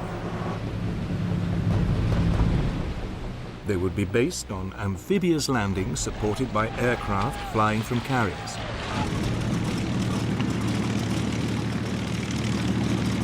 The Japanese, unable to match American firepower, resorted to increasingly desperate measures.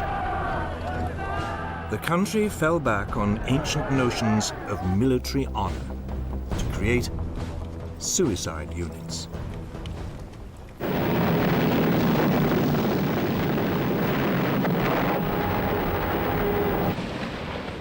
The result would be a terrible loss of life.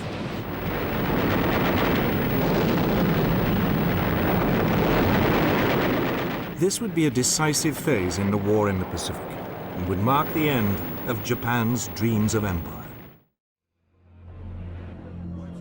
But this was to come. Back in the spring of 1943, the US military chiefs faced a dilemma. They had been presented with two options for the defeat of Japan. The flamboyant US Army General Douglas MacArthur, commander of the US and Australian forces in the Southwest Pacific, favored a primarily land-based route. His idea was to seize the Solomon Islands, Papua New Guinea, and the Philippines. They could then be turned into a strategic barrier that would cut off Japan from its newly conquered lands in Burma, Malaya, and the Dutch East Indies. Japan would be starved into surrender. Equally importantly, this plan would mean MacArthur could repay a debt. Earlier in the war, he had been kicked out of the Philippines by the Japanese, and he had promised to return to liberate the country. But the US Navy had a different idea.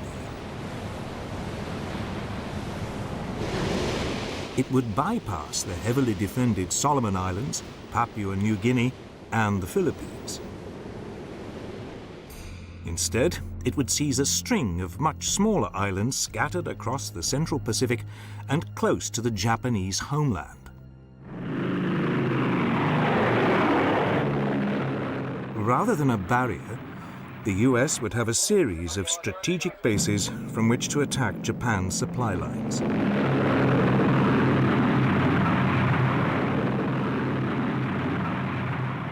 They argued it would be swifter and much more economical. The American military command put off the decision. Both the Army and Navy were told to go ahead.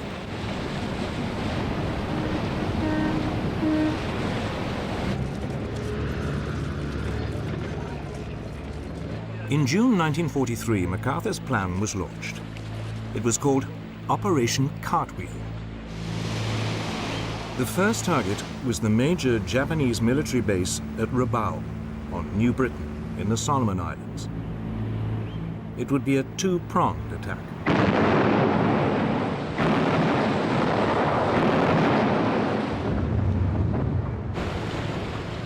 The eastern prong fought its way up through New Georgia and Bougainville.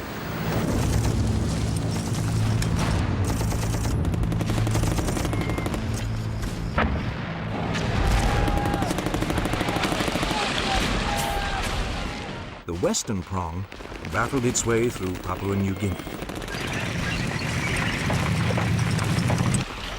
But the virtually impenetrable jungle and unhealthy climate made progress slow.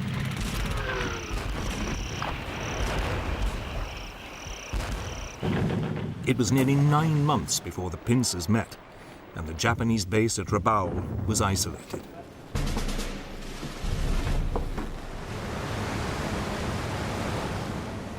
Meanwhile, as the US Army took control of the Solomon Islands, the US Navy mustered a mighty fleet.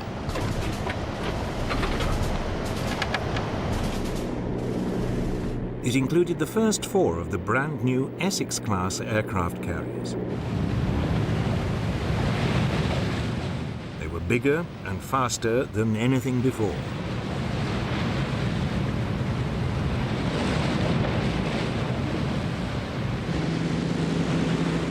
The new carriers were equipped with outstanding new planes like the Hellcat and Corsair fighters, Helldiver dive bombers, and Avenger torpedo bombers. Together, they both outperformed and outnumbered their Japanese opponents.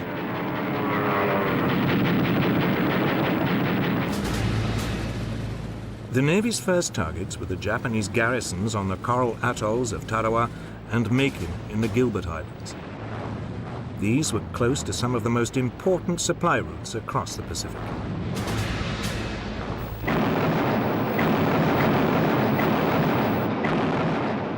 For a week, the atolls were bombed by carrier-based aircraft.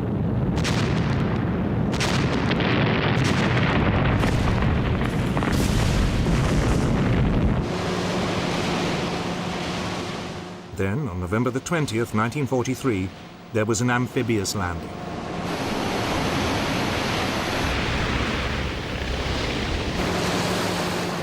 Macon was captured with little difficulty.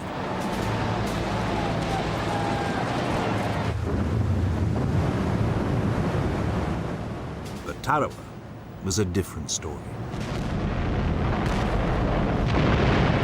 Reconnaissance had failed to reveal that the water was too shallow for the landing craft.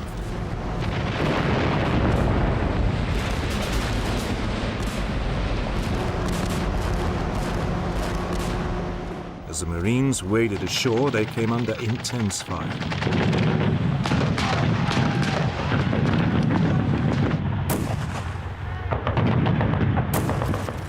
The island was honeycombed with fortified machine gun nests.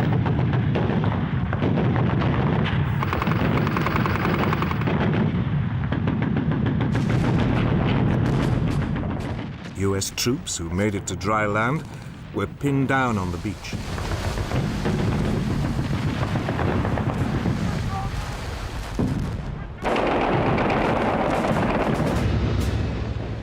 By the end of the day, over 1,500 of the 5,000 US Marines landed had been killed or severely injured.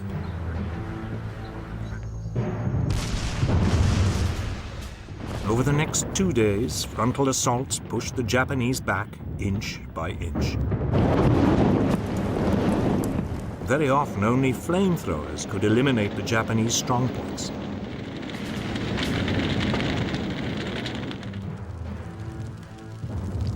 It took 3 days before the last pocket of Japanese resistance was wiped out.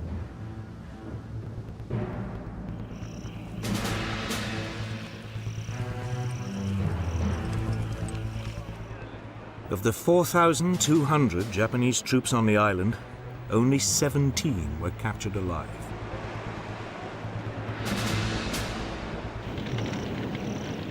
Tarawa was a terrible forerunner of what was to come.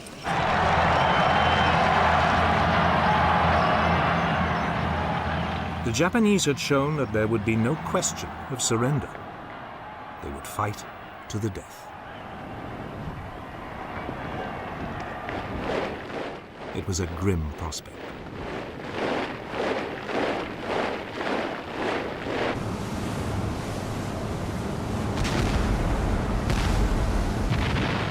In January 1944, America's naval offensive in the Pacific moved on to the Marshall Islands.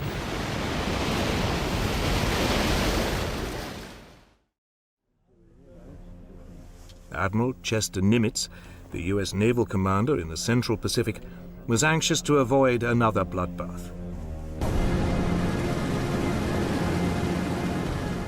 So, aircraft from his carrier force bombed Japanese airfields on the islands for nearly 2 months.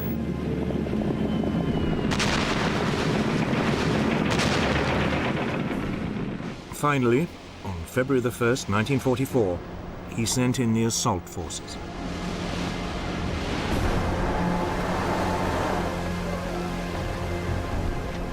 The flat and open island of Roy was quickly overrun.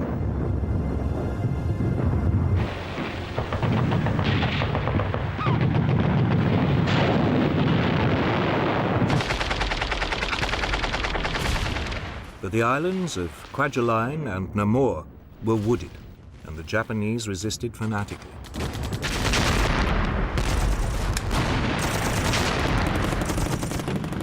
US forces used flamethrowers and explosives.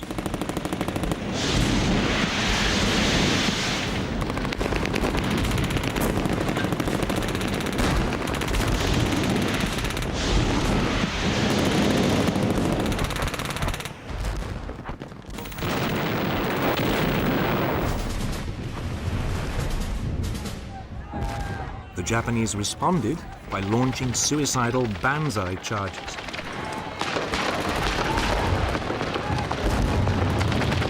But the US forces now knew what to expect. The Japanese were beaten back.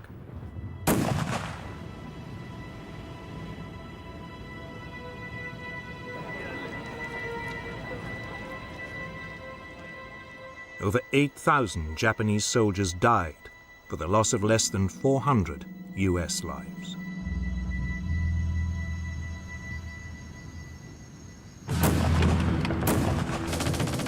Atoll after atoll in the Marshall Islands now fell to the US advance.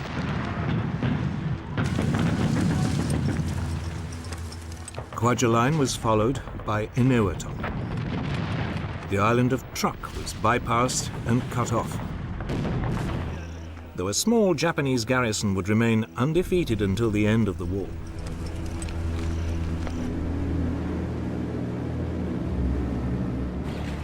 The way was now clear for the next push, 1,000 miles west towards the Mariana Islands.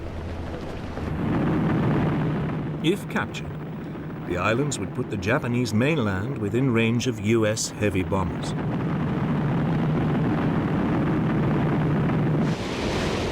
They would also enable America to block Japan's supply lines from Southeast Asia. On June 11, 1944, the US started to soften up the three main islands in the Marianas.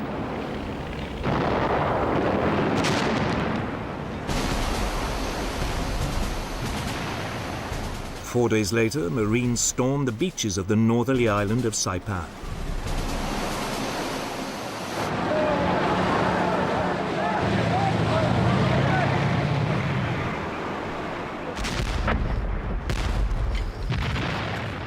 This time, the terrain was mountainous, with many caves, and the preliminary bombardment had not disrupted the Japanese defenses as much as had been hoped.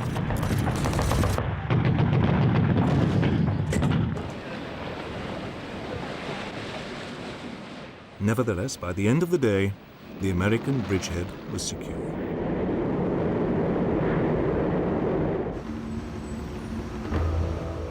In Tokyo, the news caused mounting alarm. The Japanese High Command now sent a carrier fleet to rescue the situation and save the Marianas.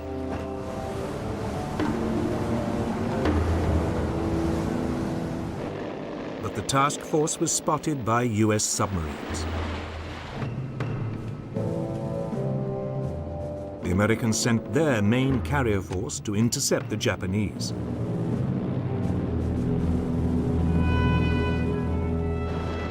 On the morning of June the 19th, 1944, the Japanese launched airstrikes against the US ships.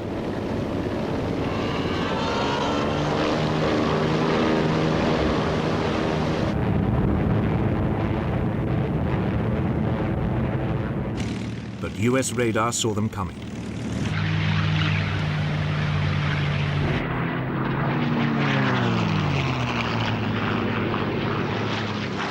"450 fighters were scrambled to intercept the Japanese planes.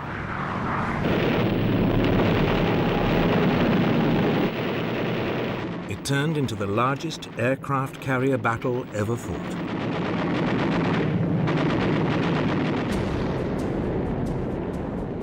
The US task force had 15 aircraft carriers and more than 900 aircraft.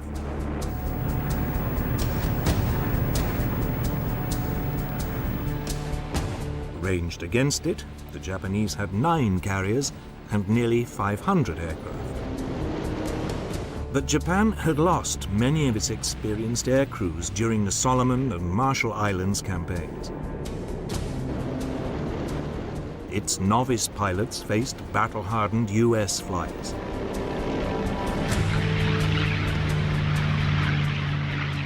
The Japanese were outgunned and outfought.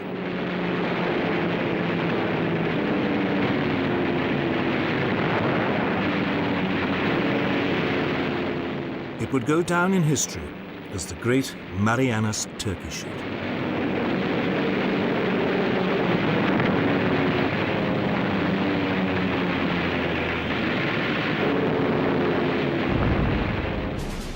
half an hour into the battle, a torpedo from a US submarine hit the newest and largest Japanese carrier, the Taiho, while she was still launching aircraft.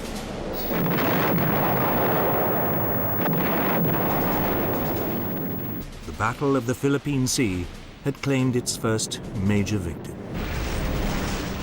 At around the same time, another US submarine torpedoed the carrier Shokaku.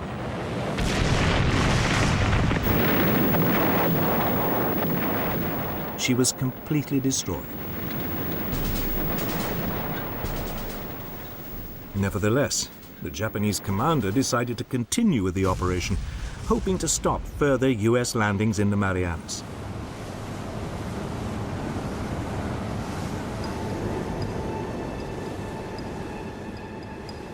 For much of the following day, the US forces tried to pin down the exact location of the remaining Japanese carriers. Bearing 096. It took them until the afternoon to find them. It was late in the day to launch an attack, and the aircraft would have to fly at the limit of their range. But the US Task Force commander, Admiral Mark Mitcher, decided to gamble and attack.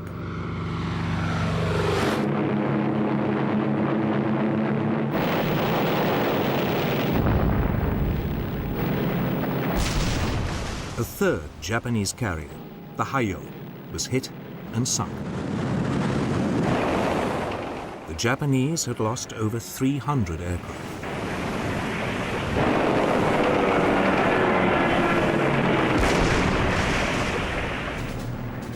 But as the US planes now returned, dangerously short of fuel, they ran into a problem.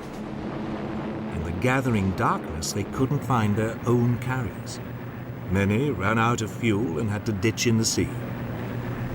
Mitcher, in an act of extraordinary courage, ordered his carriers to switch on their lights to guide in the returning aircraft.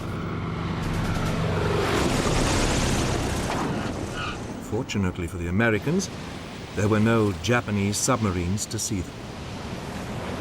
Nevertheless, over 80 US planes were lost, either through having to ditch in the sea or through crashing while they landed.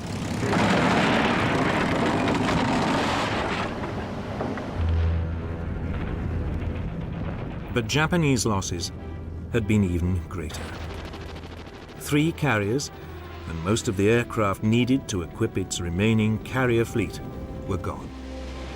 From now on, the United States Navy would dominate the Pacific, striking when and where it wanted.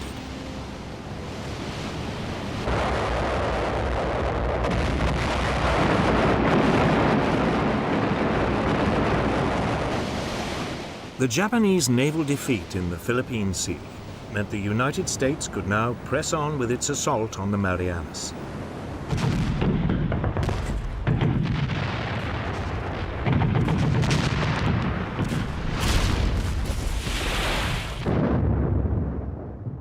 The Japanese forces on Saipan held out for 3 weeks before they were overcome on July the 9th, 1944.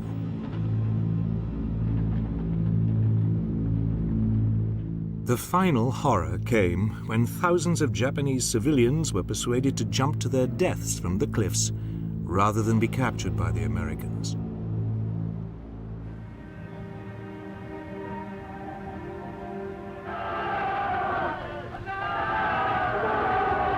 The last Japanese troops then launched their now inevitable suicide charge.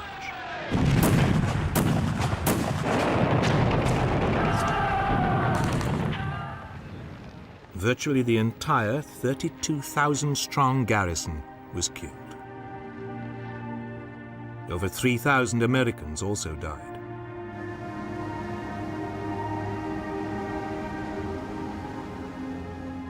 Two weeks later, US Marines landed on the islands of Guam and Tinian, also in the Marianas.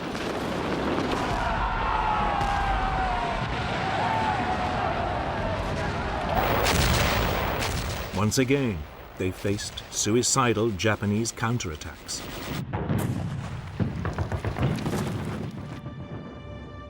But they failed to stop the American advance. the US Navy had seized the Marianas. Both the US Army and Navy offensives had now completed the first phase of their separate strategies to isolate Japan. The US military planners now had to make a choice. Should they continue to back MacArthur's strategy and move on to the capture of the Philippines? Or should they go with the naval plan and send a fleet across the Pacific to seize Taiwan or the Ryukyu Islands?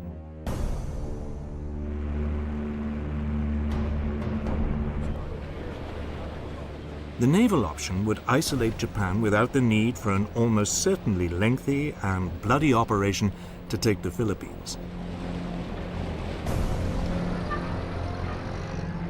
But at a meeting in Hawaii on July the 26th, 1944, MacArthur charmed President Roosevelt into backing his plan to liberate the Philippines. The Navy was instructed to support it before returning to its island-hopping strategy. It was a decision that would cost a horrendous number of both military and civilian lives.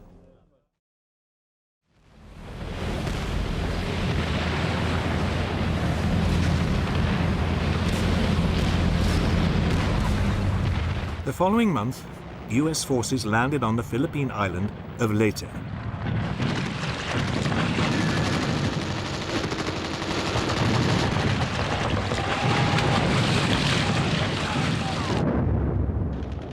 They took the Japanese by surprise.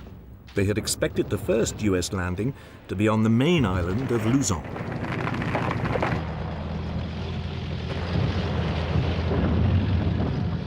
Within hours, MacArthur was striding ashore with press photographers in attendance.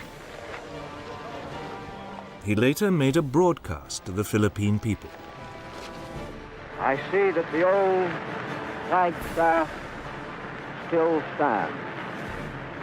Have your troops hoist the colors to its peak and let no enemy ever haul them down.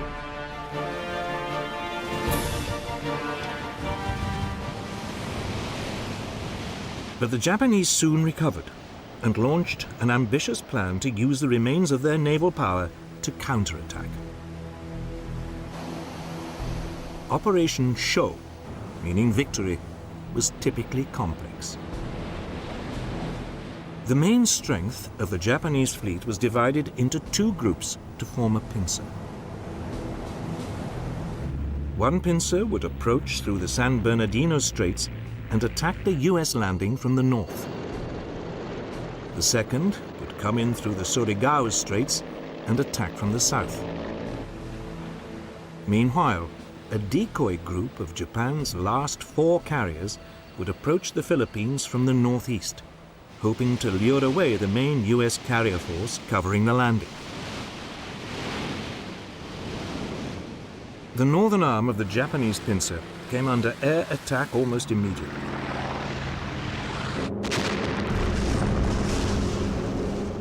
After nearly 2 days of bombardment, the super battleship Musashi was sunk. The northern pincer then appeared to retreat.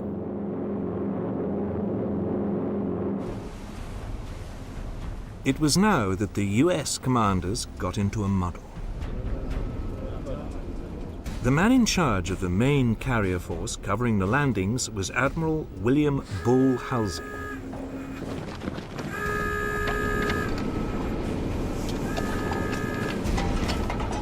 He now got word of the Japanese carriers approaching from the northeast.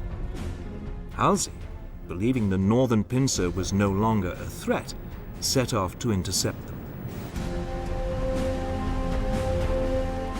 He had fallen for the Japanese decoy.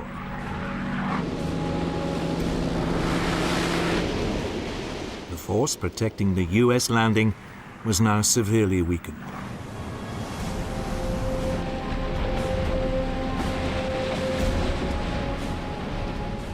But the commander of this force now inadvertently compounded the problem.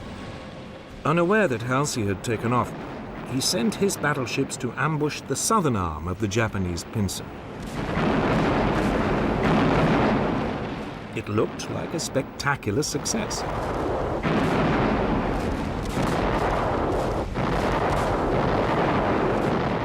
But then disaster struck.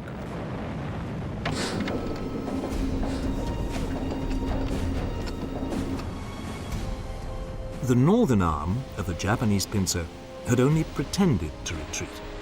Under cover of darkness, it turned round and headed back.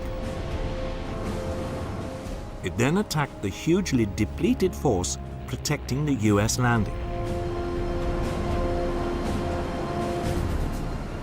Only a handful of small escort carriers and destroyers faced the Japanese super battleship Yamato and 3 other battleships.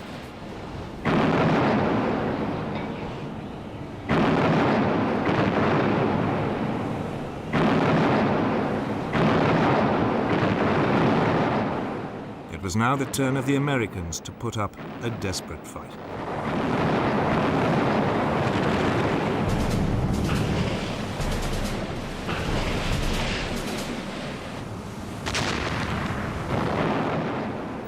The Japanese tactic had caught the US aircraft unprepared. They were armed with high explosives for land operations rather than armor-piercing bombs for ships.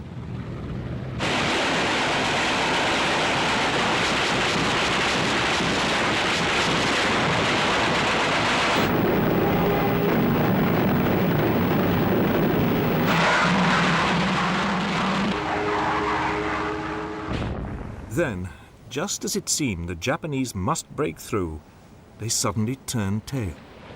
Their commander had worried he was sailing into a trap.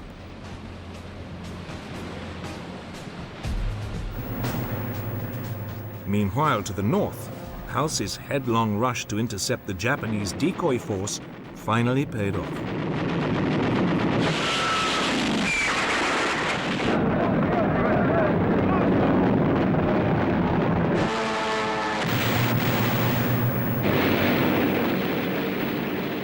On October the 25th, 1944, all 4 Japanese carriers were sunk.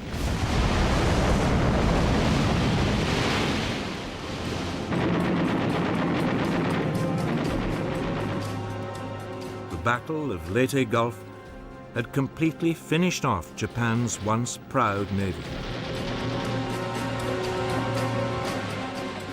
There was now little hope of holding back the American advance. For Japan, it was time for desperate measures. The stage was set for a terrible climax to MacArthur's plan.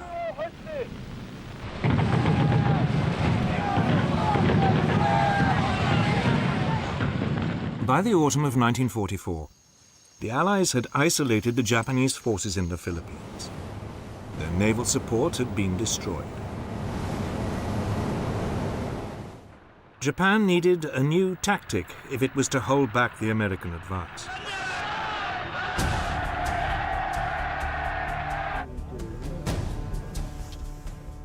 The Japanese commander in the islands called for volunteers to join special units.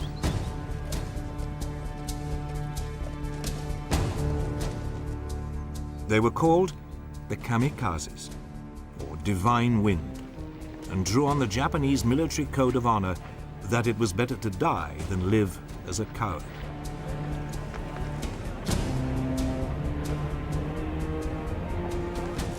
They were suicide units.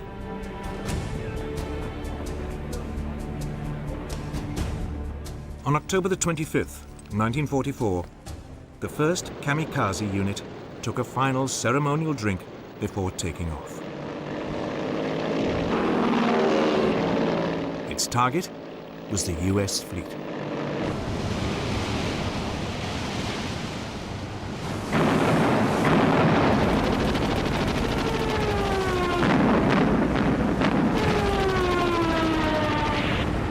The escort carrier, St. Lo, was sunk, and 2 others badly damaged.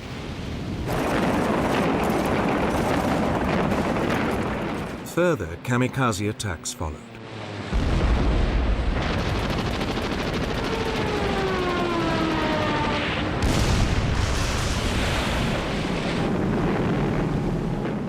not all were restricted to the air. The Japanese troops now began strapping mines to their bodies and deliberately diving under US tanks. The American advance through the Philippine island of Leyte slowed.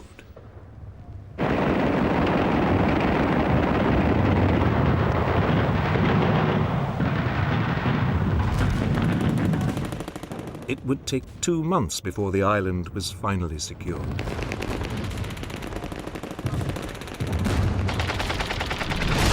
Over 70,000 Japanese troops had lost their lives. The Americans had lost nearly 16,000 men.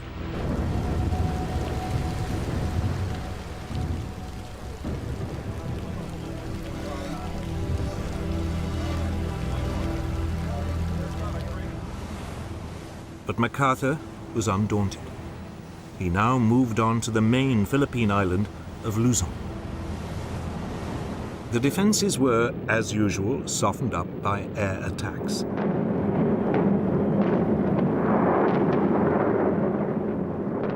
The US troops went ashore virtually unopposed.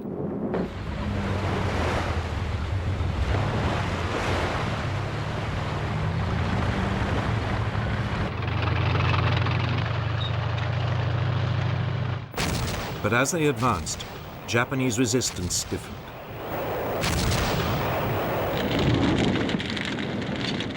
Tanks, artillery, mortars, and flamethrowers were used to destroy a succession of Japanese strongholds.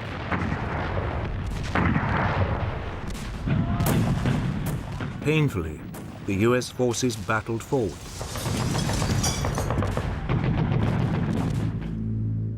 By January the 23rd, 1945, they had reached the major air base of Clark Field, 60 miles from the capital, Manila.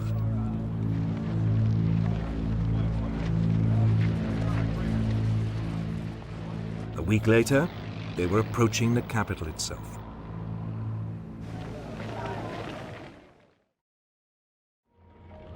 Manila was famous for its architectural beauty.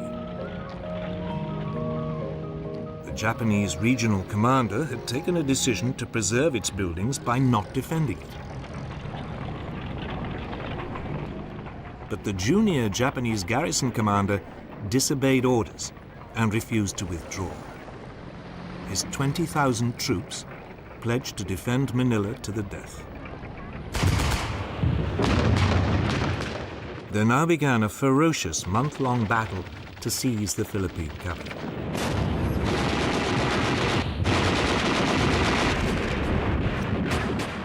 The US troops fought their way into the city.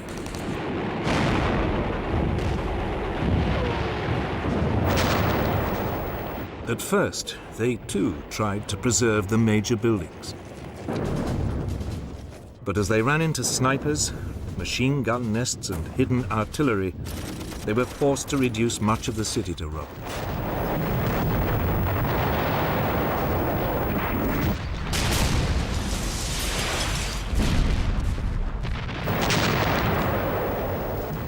By the end of February, the Japanese defenders had been driven back into the 16th century citadel of Intramuros.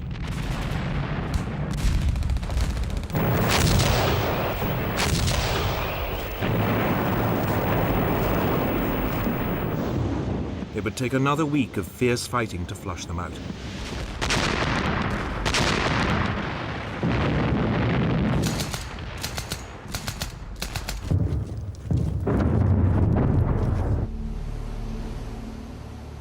Finally, on April 13th, 1945, US forces mounted an amphibious attack on Manila Bay's last fortification, Fort Drum, the concrete battleship in the harbor. Its ventilation shafts were packed with kerosene, white phosphorus, and explosives.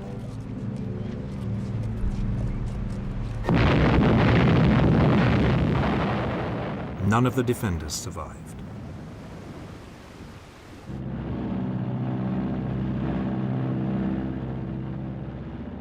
The battle for Manila had been an horrific affair.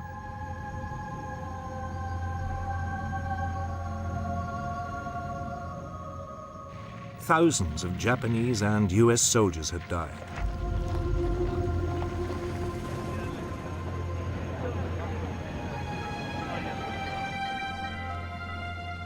But the real horror was that some 100,000 civilians also lost their lives. Many massacred indiscriminately by the Japanese during the final days of fighting.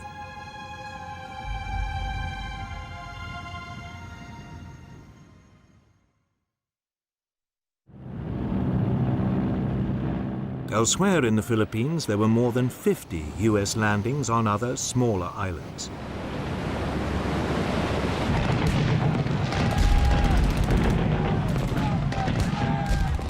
But it would take until the end of the war before the last pockets of Japanese resistance were finally flushed out.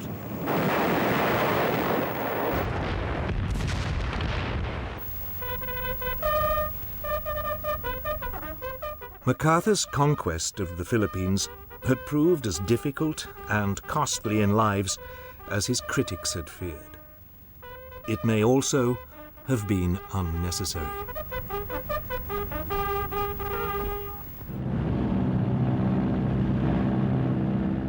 By now, US submarines had virtually cut off Japan from its supply lines, and the Navy was closing in on the homeland itself. The Japanese merchant fleet was particularly vulnerable.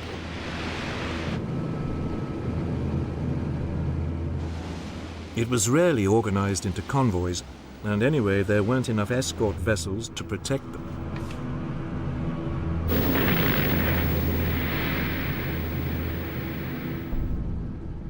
By the end of 1944, so many Japanese merchant ships had been sunk, the US Navy was having problems finding new targets. US submarines now moved in ever closer to the shores of the Japanese home islands.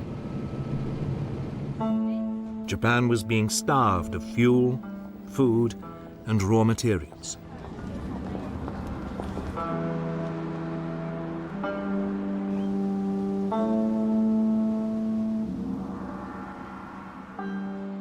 The US Navy's submarines in the Pacific had succeeded, where German U-boats in the Atlantic had failed, in bringing an island nation close to defeat. But now, the US forces faced the daunting prospect of invading its fanatical enemy's homeland.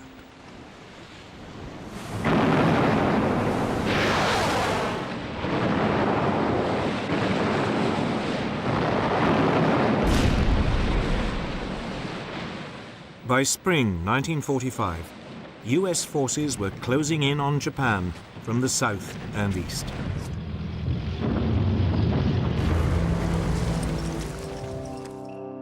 But to the west, in China, Burma, and India, a separate campaign had been unfolding.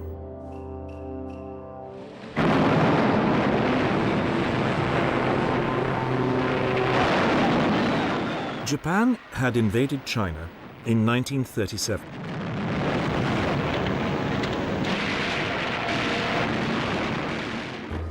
The United States had regarded the Chinese leader, Chiang Kai-shek, as a Western ally and sent aid.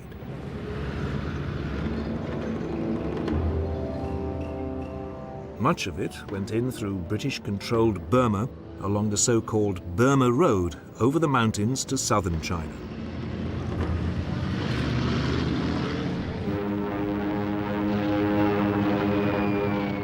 Then, in 1942, Japan invaded Burma and kicked out the British. The Burma Road was shut down.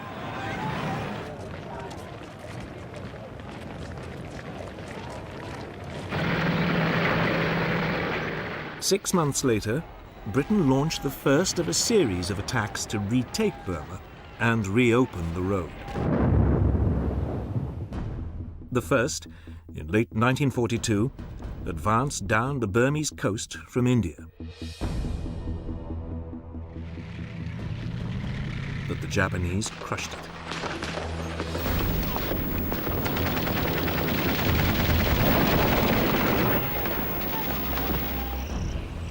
The second, 9 months later, tried a different approach. Instead of sending in a conventional force, small groups of soldiers were infiltrated deep behind Japanese lines. They were known as Chindits and were the brainchild of an unconventional officer called Ord Wingate. Their task was to destroy railway lines and disrupt Japanese communications.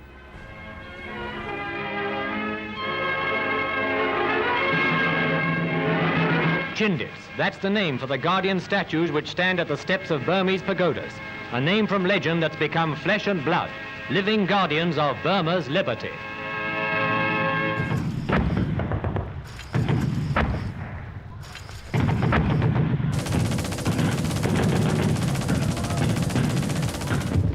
But the Japanese soon began to hunt them down.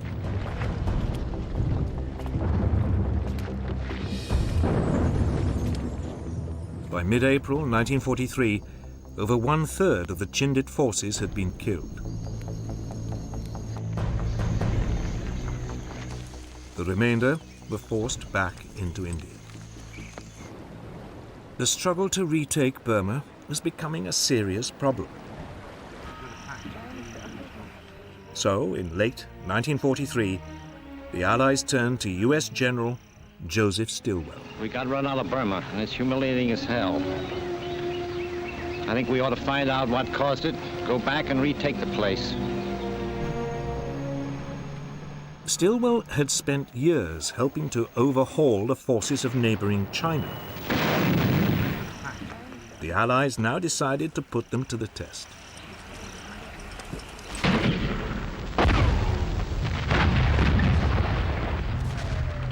Stilwell's Chinese soldiers, reinforced by an elite US group of jungle fighters known as Merrill's Marauders, would be sent into Burma.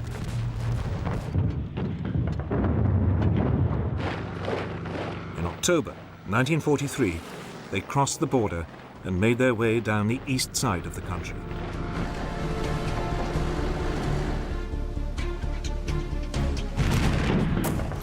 Meanwhile, the British India Army launched a diversionary strike along the Burmese coast.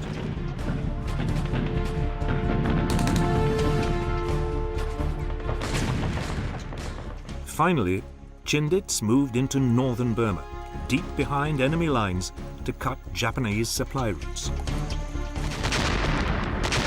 The Japanese fell for the diversionary tactic and sent forces to counterattack along the coast. 2 divisions of troops from British India came under fierce fire.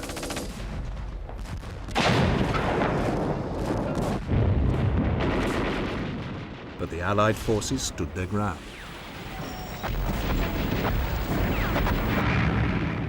They were resupplied from the air. They could now fight back, and 2 weeks later, the Japanese withdrew.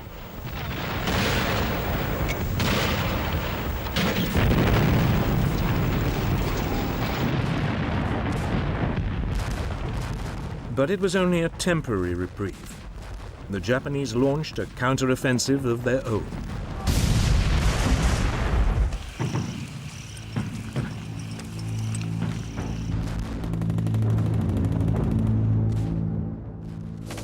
In March 1944, they invaded India in an attempt to disrupt Allied preparations for further attacks.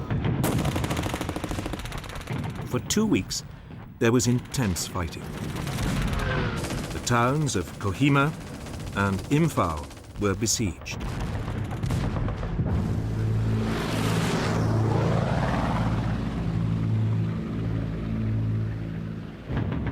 But there was stiff resistance, and the Japanese were finally forced to withdraw.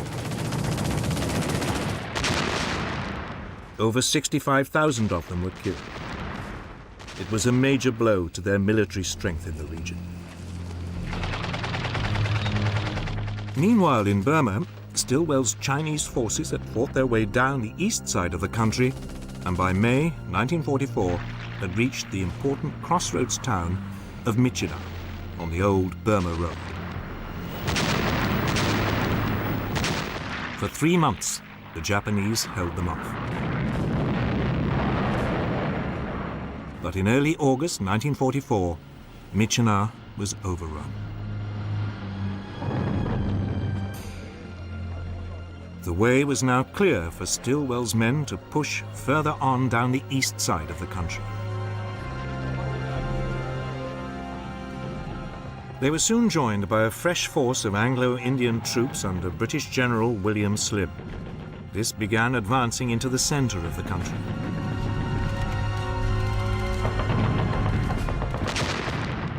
In early March 1945, Slim's forces took the important communications center of Mektila. Soon afterwards, they seized Mandalay.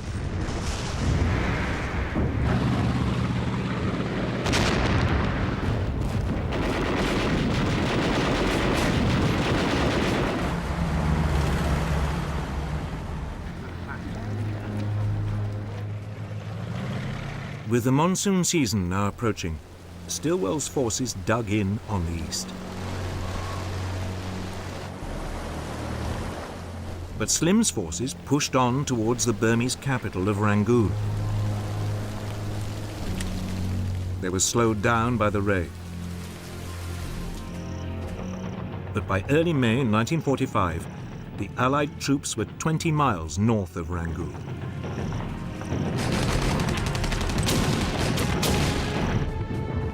Allied reinforcements were now sent in from the south to support them. Gurkhas parachuted into the Irrawaddy Delta.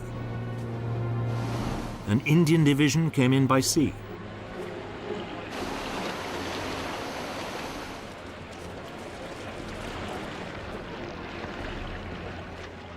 On May the 3rd, 1945, the Allied forces finally entered Rangoon. But the city was empty. The Japanese had pulled out rather than risk being cut off.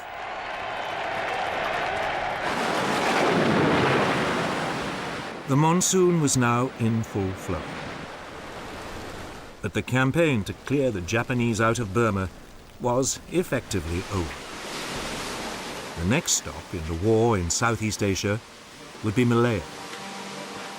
But for all the success, Allied losses in the war against the Japanese had been terrible. The Americans were desperate to find a way to bring the war to an end without having to invade the Japanese homeland.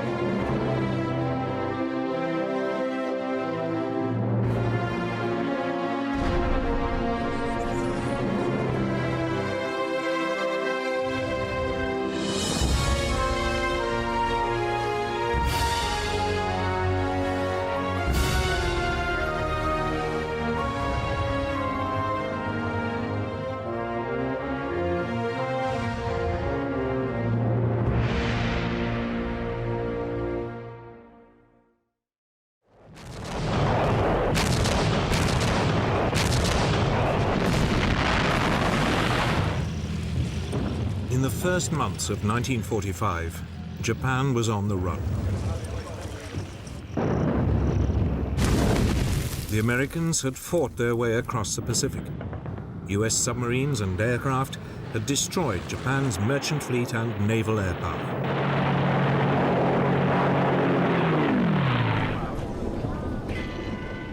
The main Japanese home islands had been cut off from vital supplies of fuel and raw materials.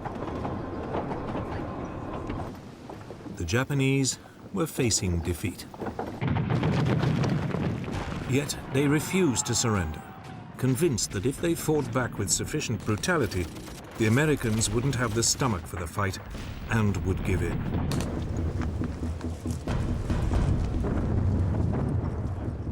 Japan made clear that every move towards the home islands would be paid for in Allied blood.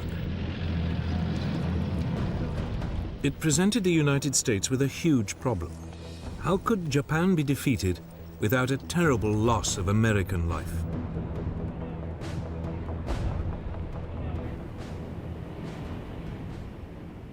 The country would eventually turn to the most powerful and dreadful weapon ever seen.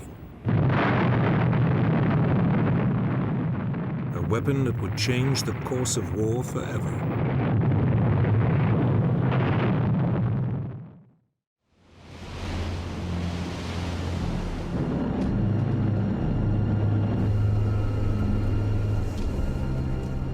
In early 1945, as US military planners considered the next move against Japan, their gaze fell on the Japanese-occupied island of Iwo Jima.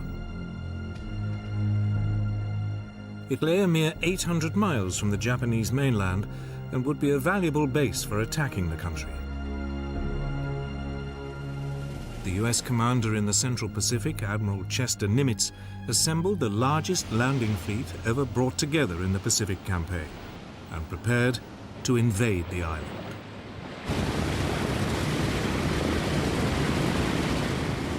Nimitz was taking no risks. Wave after wave of American aircraft paved the way with a massive aerial bombardment.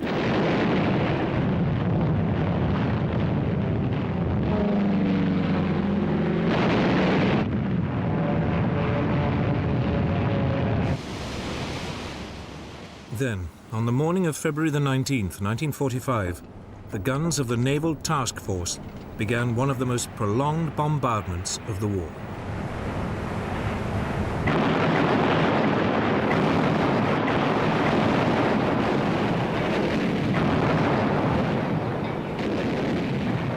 At the same time, landing craft set off for the shore.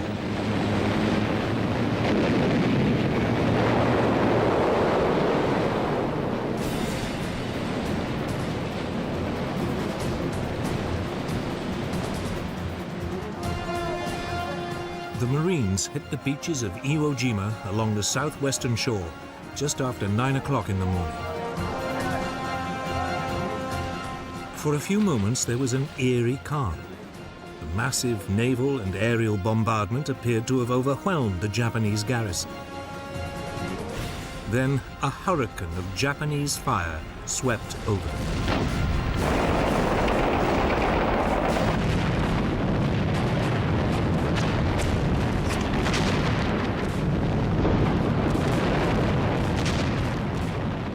General Tadamichi Kuribayashi, the Japanese commander on the island, had told his men to hold their fire until the Americans were right under their guns.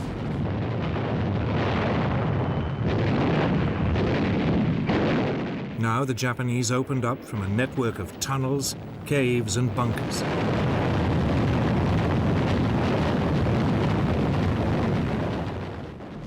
There was carnage.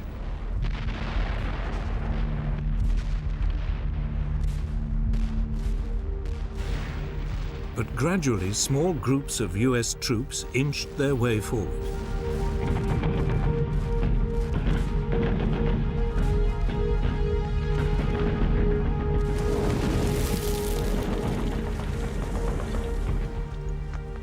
Finally, by the evening, the beachhead had been secured.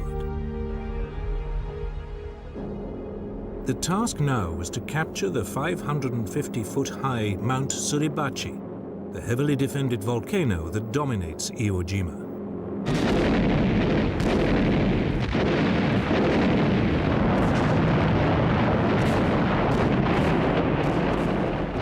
For 3 days, Marines clawed their way up the steep, pitted slopes. They were supported by a constant air and naval bombardment from the invasion fleet.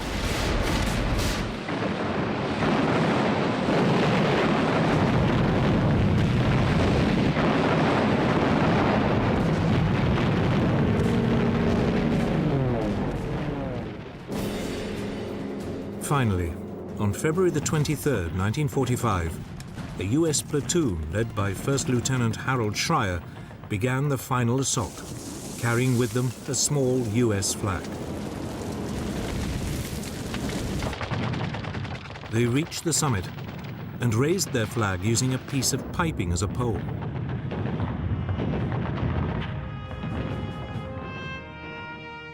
Marine Corps photographer Staff Sergeant Louis Lowery captured the scene with a few precious photographs.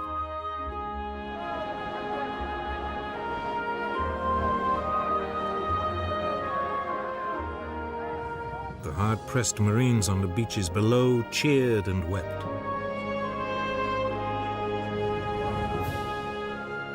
Ships sounded their whistles.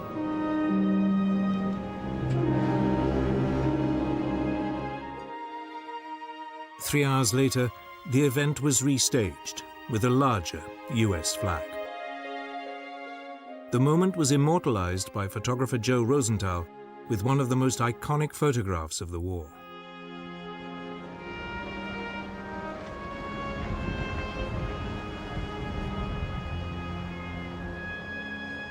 But the battle for Iwo Jima was far from over.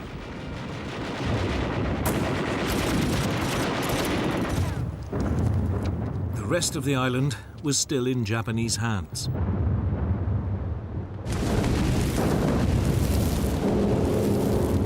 The next day, the Marines captured the first of the island's strategically vital airfields.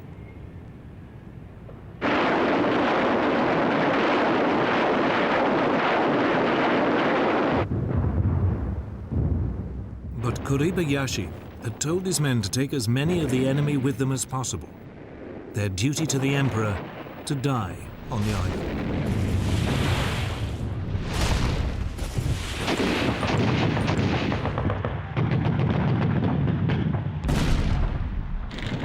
It meant each assault became a bloody frontal affair.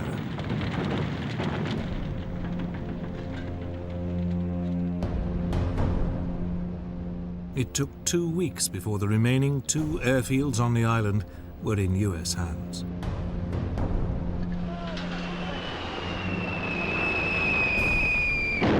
Even as the fighting continued, the US Air Force began to make use of Iwo Jima's airfields.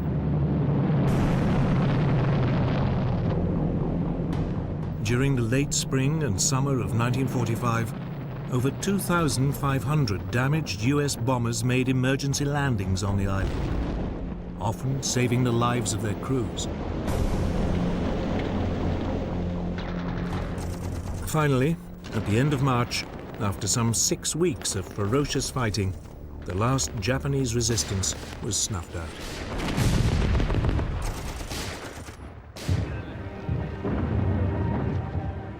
But the capture of Iwo Jima had come at a terrible price.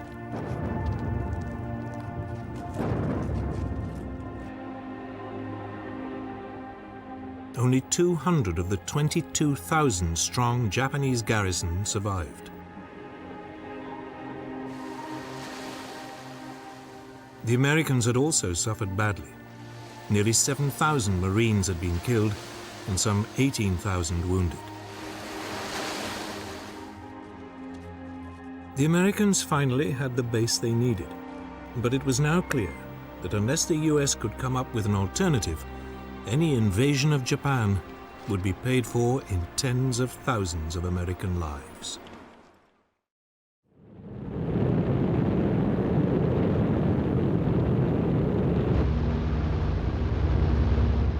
In the United States, one group of military planners had long believed there was an alternative to invading Japan. It was called strategic bombing.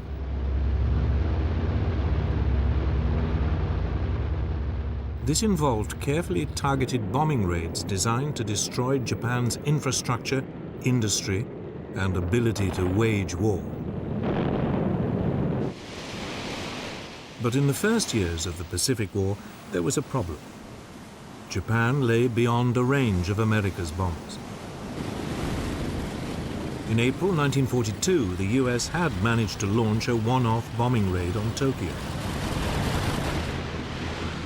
But it had pushed the bombers to their limits and was never a practical long-term option.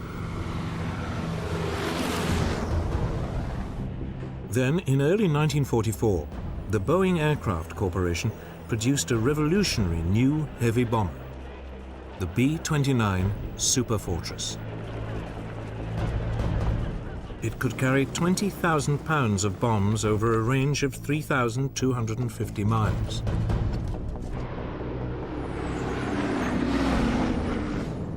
Suddenly, Japan was just about in reach of America's forward bases in the Pacific.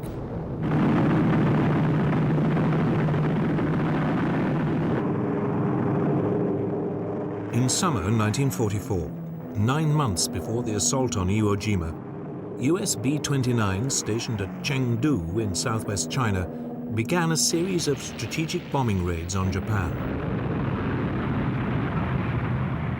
But range was still an issue. It was too far for a fighter escort, so the superfortresses had to fly alone, staying at high altitude for their own safety. Even then, the range was only just within limits, and there was no room for navigational error.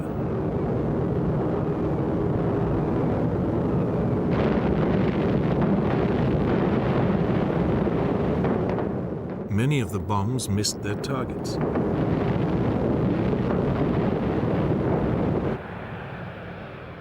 Then in July 1944, there was a development that gave strategic bombing a new lease of life. The US Navy captured the Mariana Islands in the Central Pacific. They were only 1,500 miles from the Japanese homeland.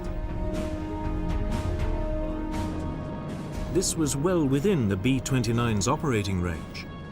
The odds for a successful bombing campaign on Japan had dramatically improved.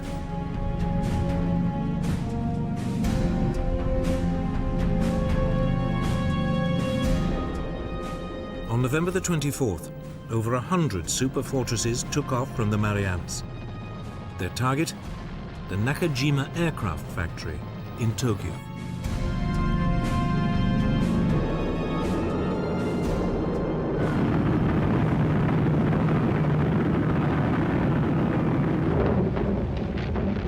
But only 48 bombs struck anywhere near the target. For 3 months, more raids targeted other industrial sites. But the B-29s were still flying without a fighter escort and still dropping their bombs from high altitude. The targets were often obscured by cloud, and jet stream winds made accurate bomb aiming impossible.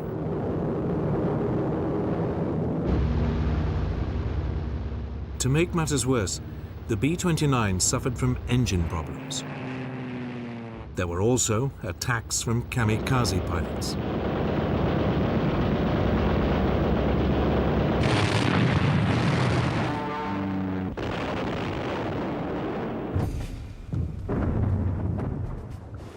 By the winter of 1944, it was clear that strategic bombing was just not working. If Japan was to be bombed into submission, the US would have to come up with something else. So it was that on December the 18th, 1944, America tried a new tactic. 84 B-29s set off from Chengdu for Japanese-occupied Hankow on the Yangtze River.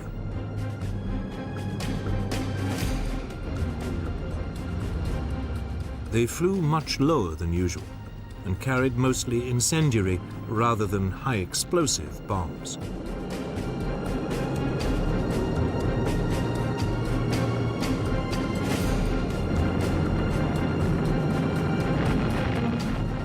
Hankow was devastated.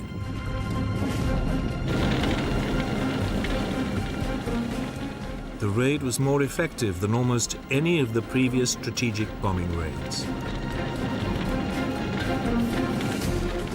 The US appeared to have found a way forward: firebombing at low altitude. The US bomber commander in the Marianas, General Curtis LeMay, now ordered the systematic firebombing of Japan. It was the same tactic that Britain had employed in Germany.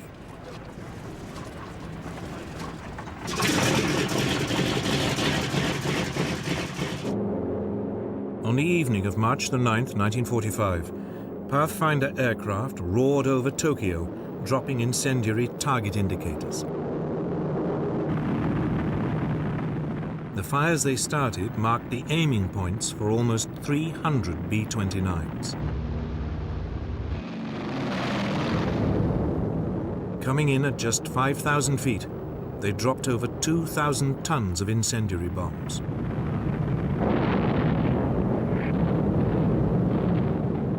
The flimsy wooden houses stood no chance. Air was sucked in, creating towering firestorms which raced faster than people could run.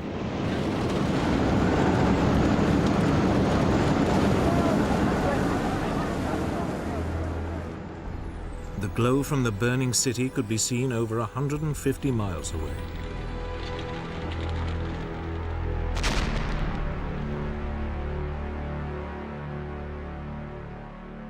When the all clear finally sounded the following morning, 16 square miles of Tokyo had been obliterated. Over 100,000 of its citizens were killed and 1 million made homeless.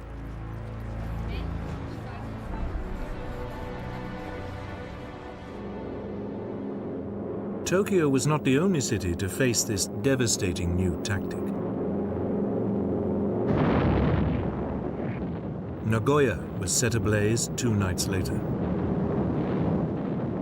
Then Osaka and Kobe during the following week.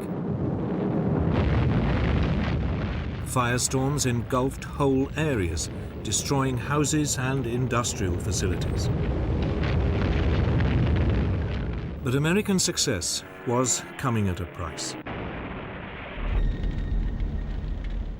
Without escorts, the low-flying US bombers were dangerously vulnerable to Japanese fighters. American losses now mounted. If the bombing campaign was ever to succeed, the US needed bases even closer to Japan.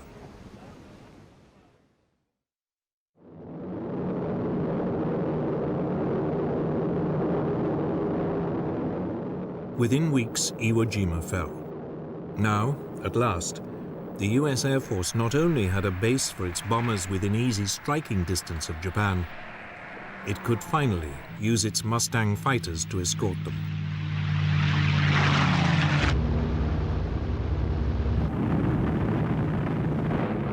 During the late spring and early summer of 1945, strikes of up to 500 bombers attacked Japan every other day.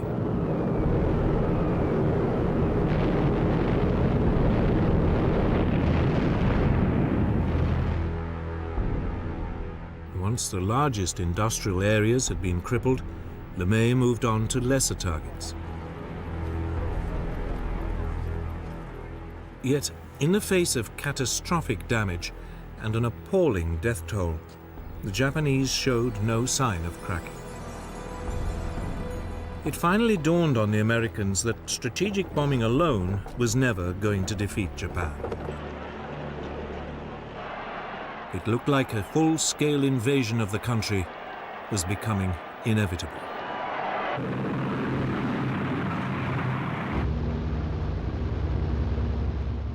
For the US battle planners, the next logical step in the land campaign was the Japanese island of Okinawa.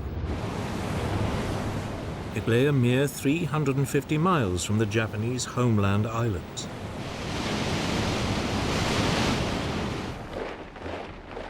The island was defended by more than 120,000 men. The Japanese commander, General Mitsuru Ishijima, was determined to turn it into an American graveyard.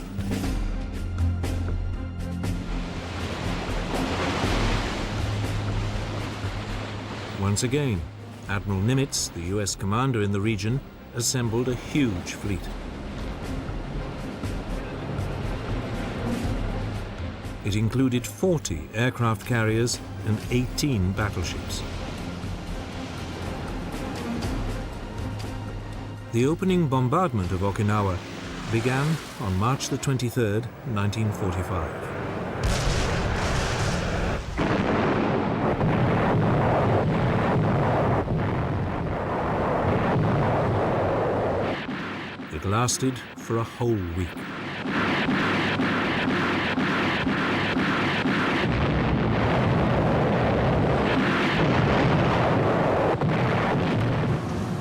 Finally, on the morning of April the 1st, the assault boats headed for the shore.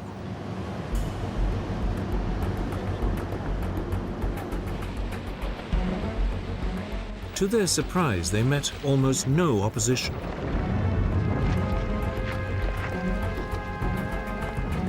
By nightfall, 60,000 men had landed, and the beachhead was up to 2 miles deep.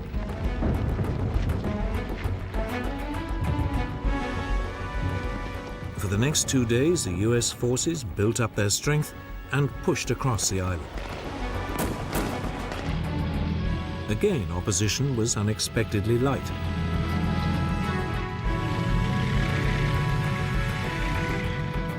By April the 4th, the Japanese defenders had been split in two.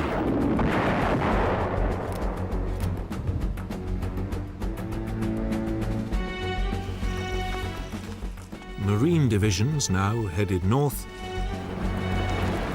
Army units pushed south. The Marines continued to meet only sporadic resistance, and within 3 weeks had cleared the northern part of the island. But it was a different story in the south. There, the army units ran into savage fire.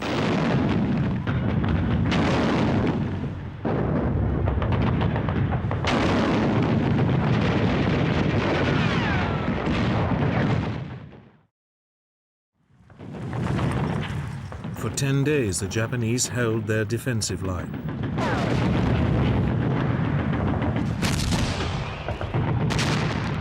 Then, when they could hold out no longer, they simply withdrew to the next defensive position and continued to resist all over again.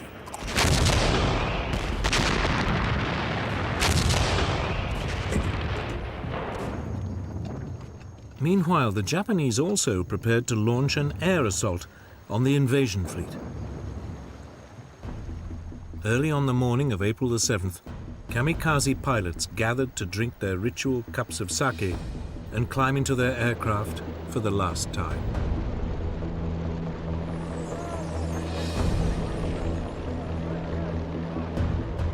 Over 700 aircraft, half of them kamikazes, took off and approached the US landing fleet.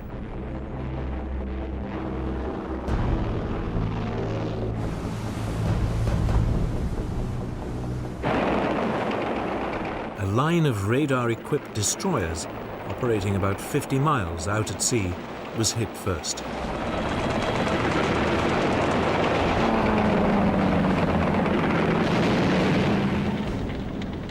By the end of the first day of the attack, 2 US destroyers had been sunk.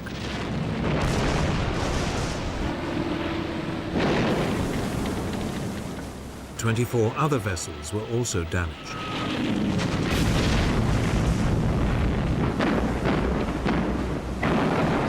But the Japanese had lost over 300 planes. Over the following days, the Japanese introduced a new weapon. The Oka, or cherry blossom, was a rocket-powered suicide missile driven by a kamikaze pilot.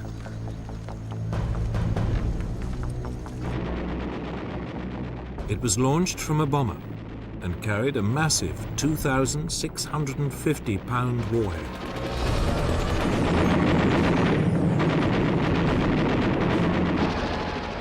April the 12th, another US destroyer was hit and sunk.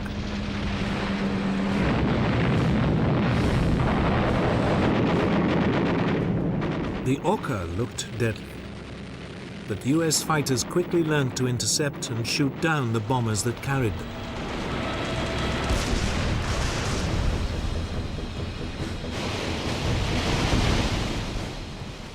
In desperation, the Japanese Navy now sent a suicide mission of its own. The Yamato, Japan's largest battleship, was loaded with just enough fuel to reach Okinawa and ordered to fight to the death, sinking as many US ships as possible in the process. But as the giant ship approached Okinawa, it was spotted. Some 400 US aircraft descended on it.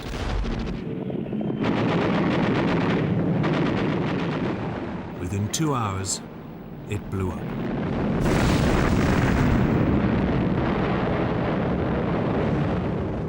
The fireball could be seen for over 100 miles.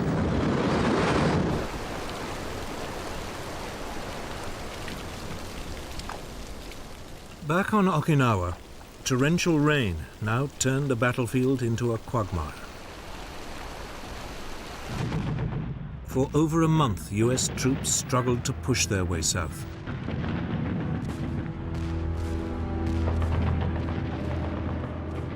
Every cave or dugout entrance had to be blasted by flamethrowers, grenades, and explosives.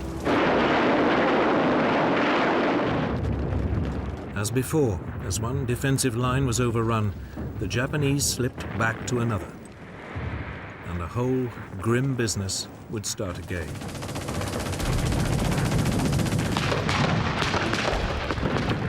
US casualties rapidly mounted.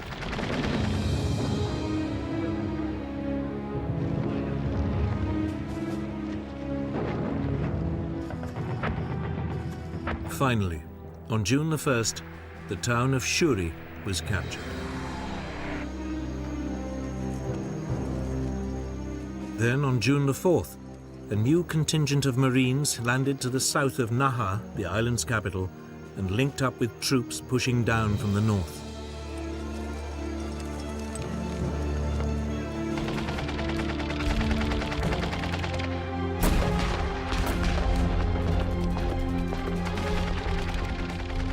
Savage fighting continued, but by June the 17th, the Japanese resistance was collapsing.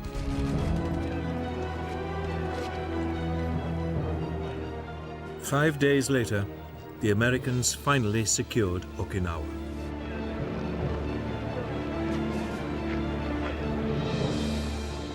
The Japanese commander, General Ishijima, committed ritual suicide, harakiri.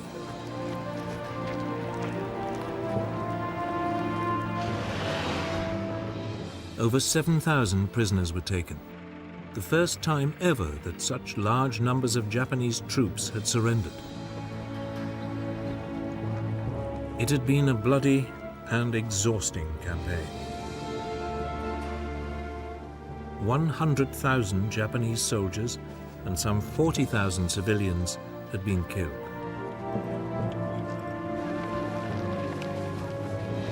The Americans, for their part, had lost over 15,000 men. It was a sobering reminder of what would await the American forces if they invaded the main Japanese home islands. More than ever, they needed a solution. A way to obliterate Japan's will to fight, once and for all.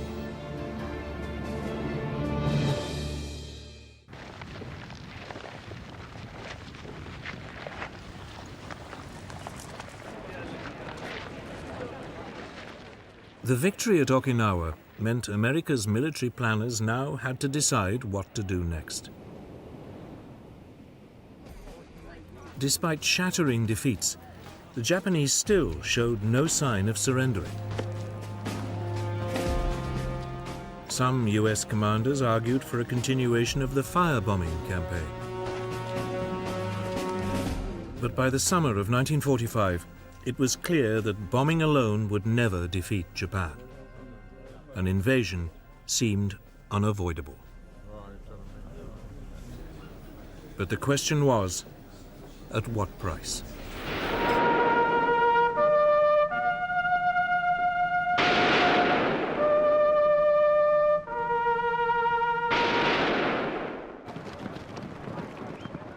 The Japanese had some 1 million men defending the home islands. They were supported by about 5,000 aircraft, and new kamikaze pilots were being trained all the time.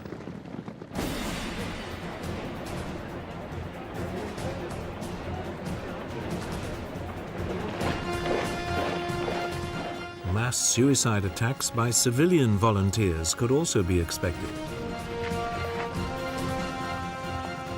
A bloodbath seemed inevitable.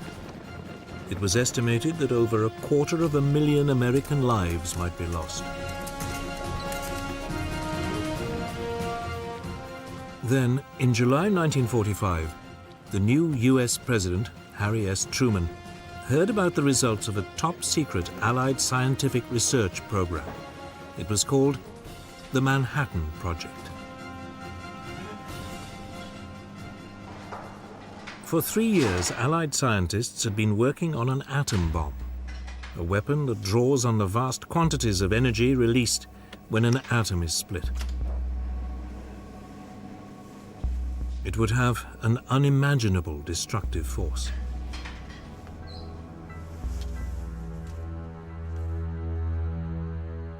The project was led by US General Leslie Groves, an Army engineer.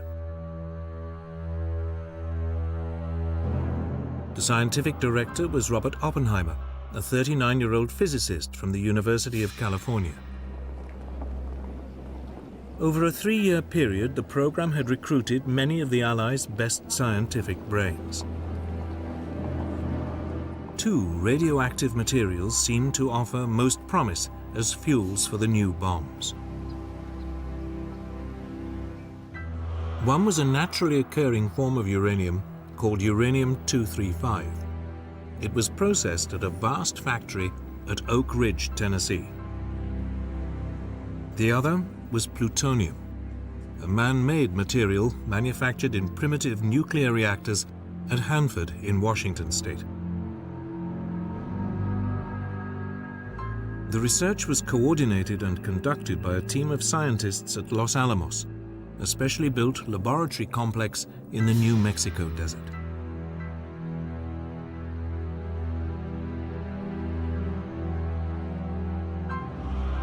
By early 1945, the Los Alamos scientists were pretty confident that they had a uranium bomb that worked.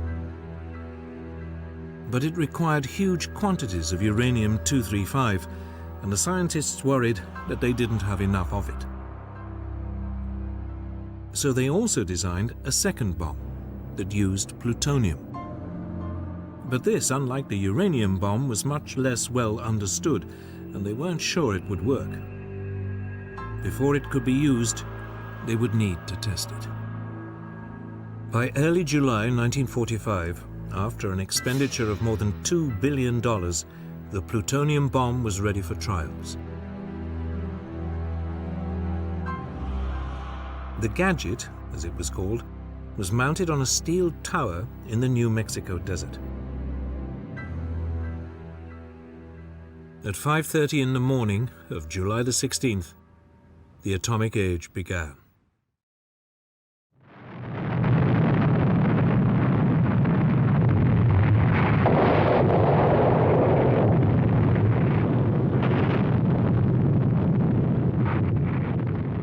News that Operation Trinity had been successful was swiftly passed to President Truman.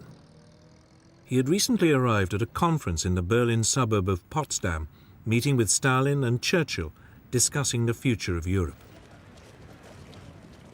Truman didn't hesitate. He ordered his commanders to prepare to drop the new bombs on Japan as soon as possible.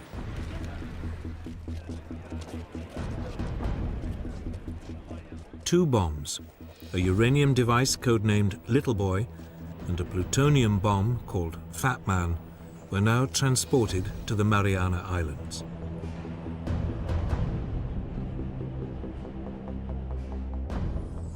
There, the immensely experienced Colonel Paul Tibbets, leader of the specially trained 509th Composite Group, prepared his B-29.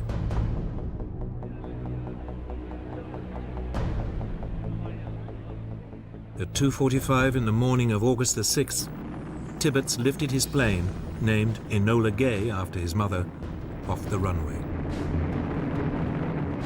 On board, he was carrying Little Boy.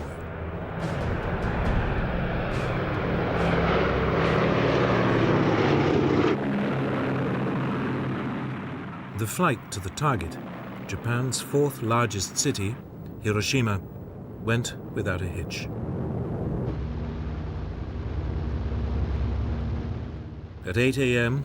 on a bright sunny morning, Enola Gay approached the city at 33,000 feet.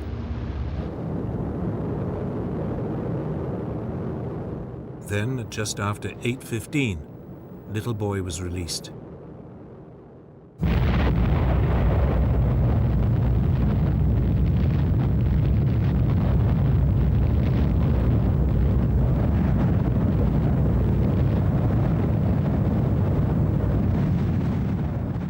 The uranium bomb had the power of nearly 13,000 tons of TNT.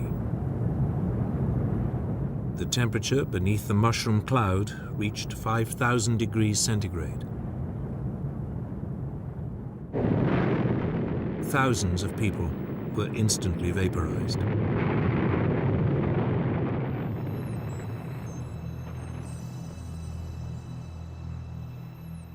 Shock waves leveled buildings up to a 5-mile radius.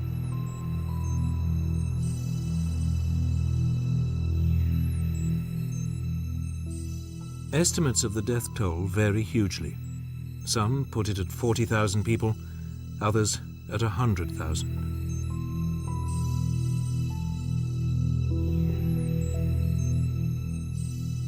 Many suffered from terrible burns and blistering.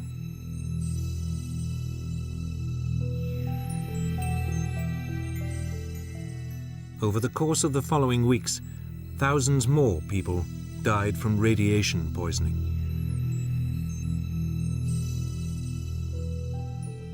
On August the 7th, 1945, President Truman told the world about the bomb and issued Japan with a warning. Let there be no mistake. We shall completely destroy Japan's power to make war. They may expect a rain of ruin from the air, the like of which has never been seen on this earth. But no Japanese surrender was received. 2 days later, on August the 9th, Fat Man was dropped on the major military port of Nagasaki. The plutonium bomb was even more powerful.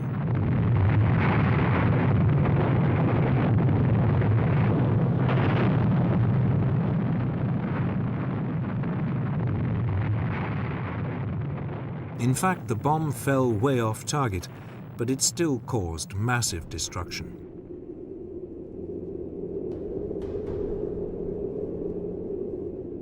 Between 35,000 and 50,000 people are estimated to have died in the explosion.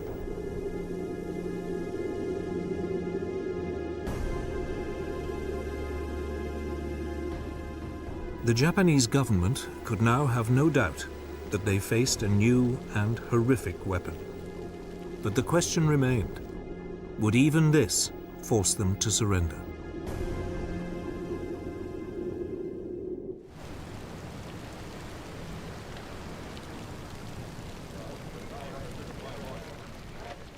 The Nagasaki bomb was followed by a stark warning from U.S. Secretary of State James Burns. There is still time, but little time, for the Japanese to save themselves from the destruction which threatens them. The intention was clear. The atom bomb would be used again and again until Japan gave in.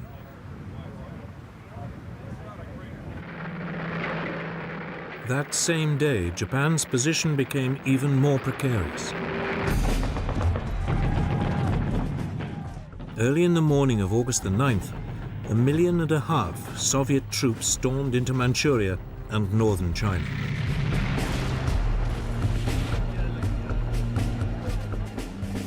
The Soviet leader Joseph Stalin was not only after territory, he wanted a say in any final peace settlement in the Far East.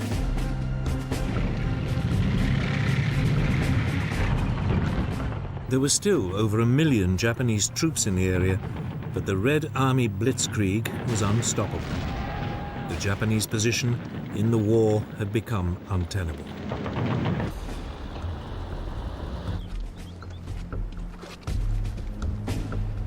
That evening, Emperor Hirohito met with his 6 top military and political leaders. The war cabinet was divided. 3, led by the Prime Minister, Baron Kantaro Suzuki, argued for peace. The other 3 wanted to continue fighting. It was deadlock. Then the Japanese Prime Minister broke with all precedent and asked the Emperor for his opinion. Emperor Hirohito voted for peace, on condition that his position as head of state was maintained. The next morning, a proposal was sent to the US Secretary of State, James Burns. Burns rejected it. Only unconditional surrender would do. As the Japanese war cabinet argued amongst itself, Soviet troops continued to tear into Mongolia. At the same time, American fighters now roamed freely over Japan, shooting up military targets and transport links at will.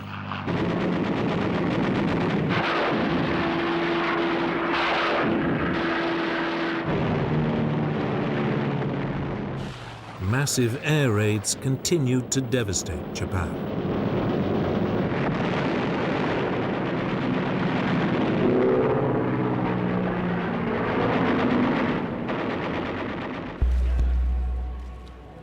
Then, on August the 14th, the Truman administration sent word that the Emperor's position would be safeguarded, provided he agreed to accept the orders of the Supreme Commander of Allied forces.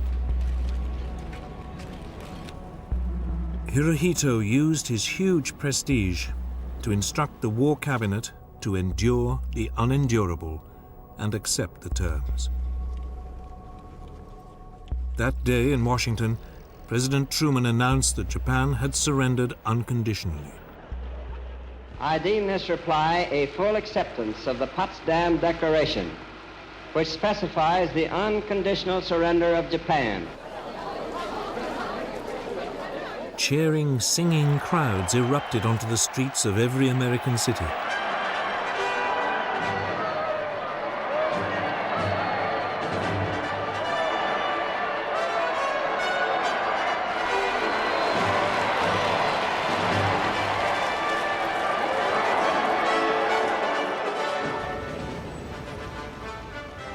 In Britain, it was midnight when the new Prime Minister, Clement Attlee, broadcast the news. Japan has today surrendered. The last of our enemies is laid low. Peace has once again come to the world. Let us thank God for this great deliverance and his mercies. Long live the King. Within minutes, crowds appeared on the streets of London. Many gathered outside Buckingham Palace. A giant street party lasted well into the following day.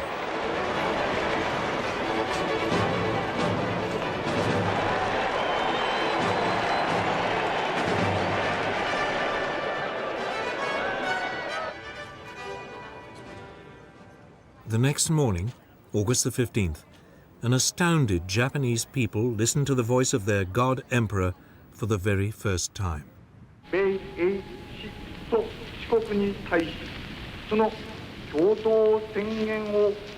He told them that Japan's position had become impossible, and the country was obliged to surrender.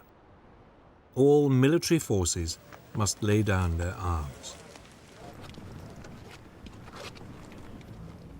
Such was the emperor's prestige that almost every unit obeyed.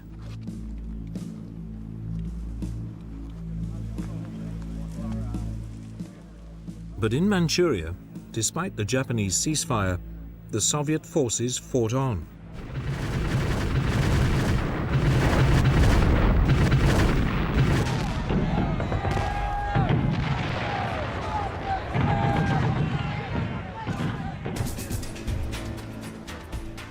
For the first time, large numbers of Japanese troops now surrendered.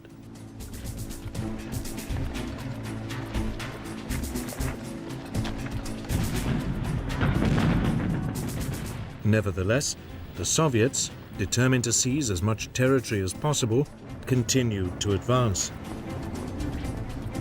Stalin wouldn't stop the fighting for another week. By then, the whole of Manchuria, half of Korea, and part of northern China were under his control.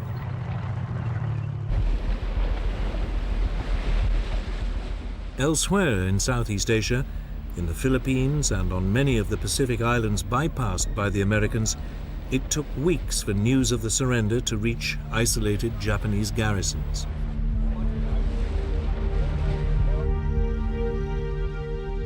Some Japanese soldiers would remain hidden in the jungle for more than 30 years.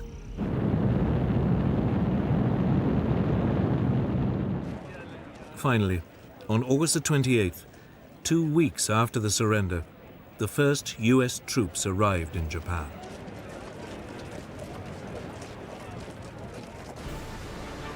A huge US fleet gathered in Tokyo Bay, sailing past the shattered hulks of the once proud Japanese Navy that they had so comprehensively defeated.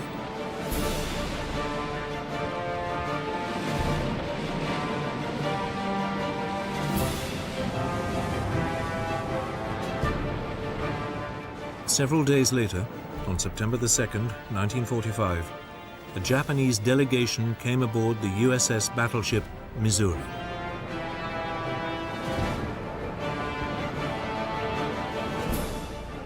On its quarterdeck, the new Japanese Foreign Minister, Mamoru Shigemitsu, signed the document of unconditional surrender.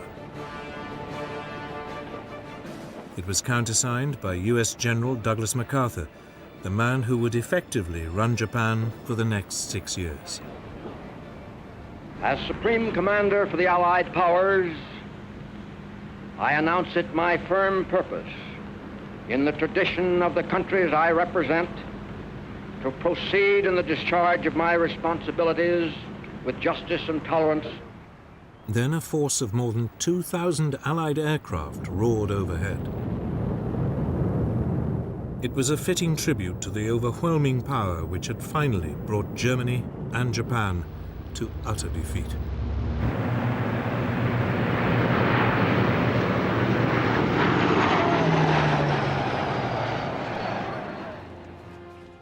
World War II was at an end.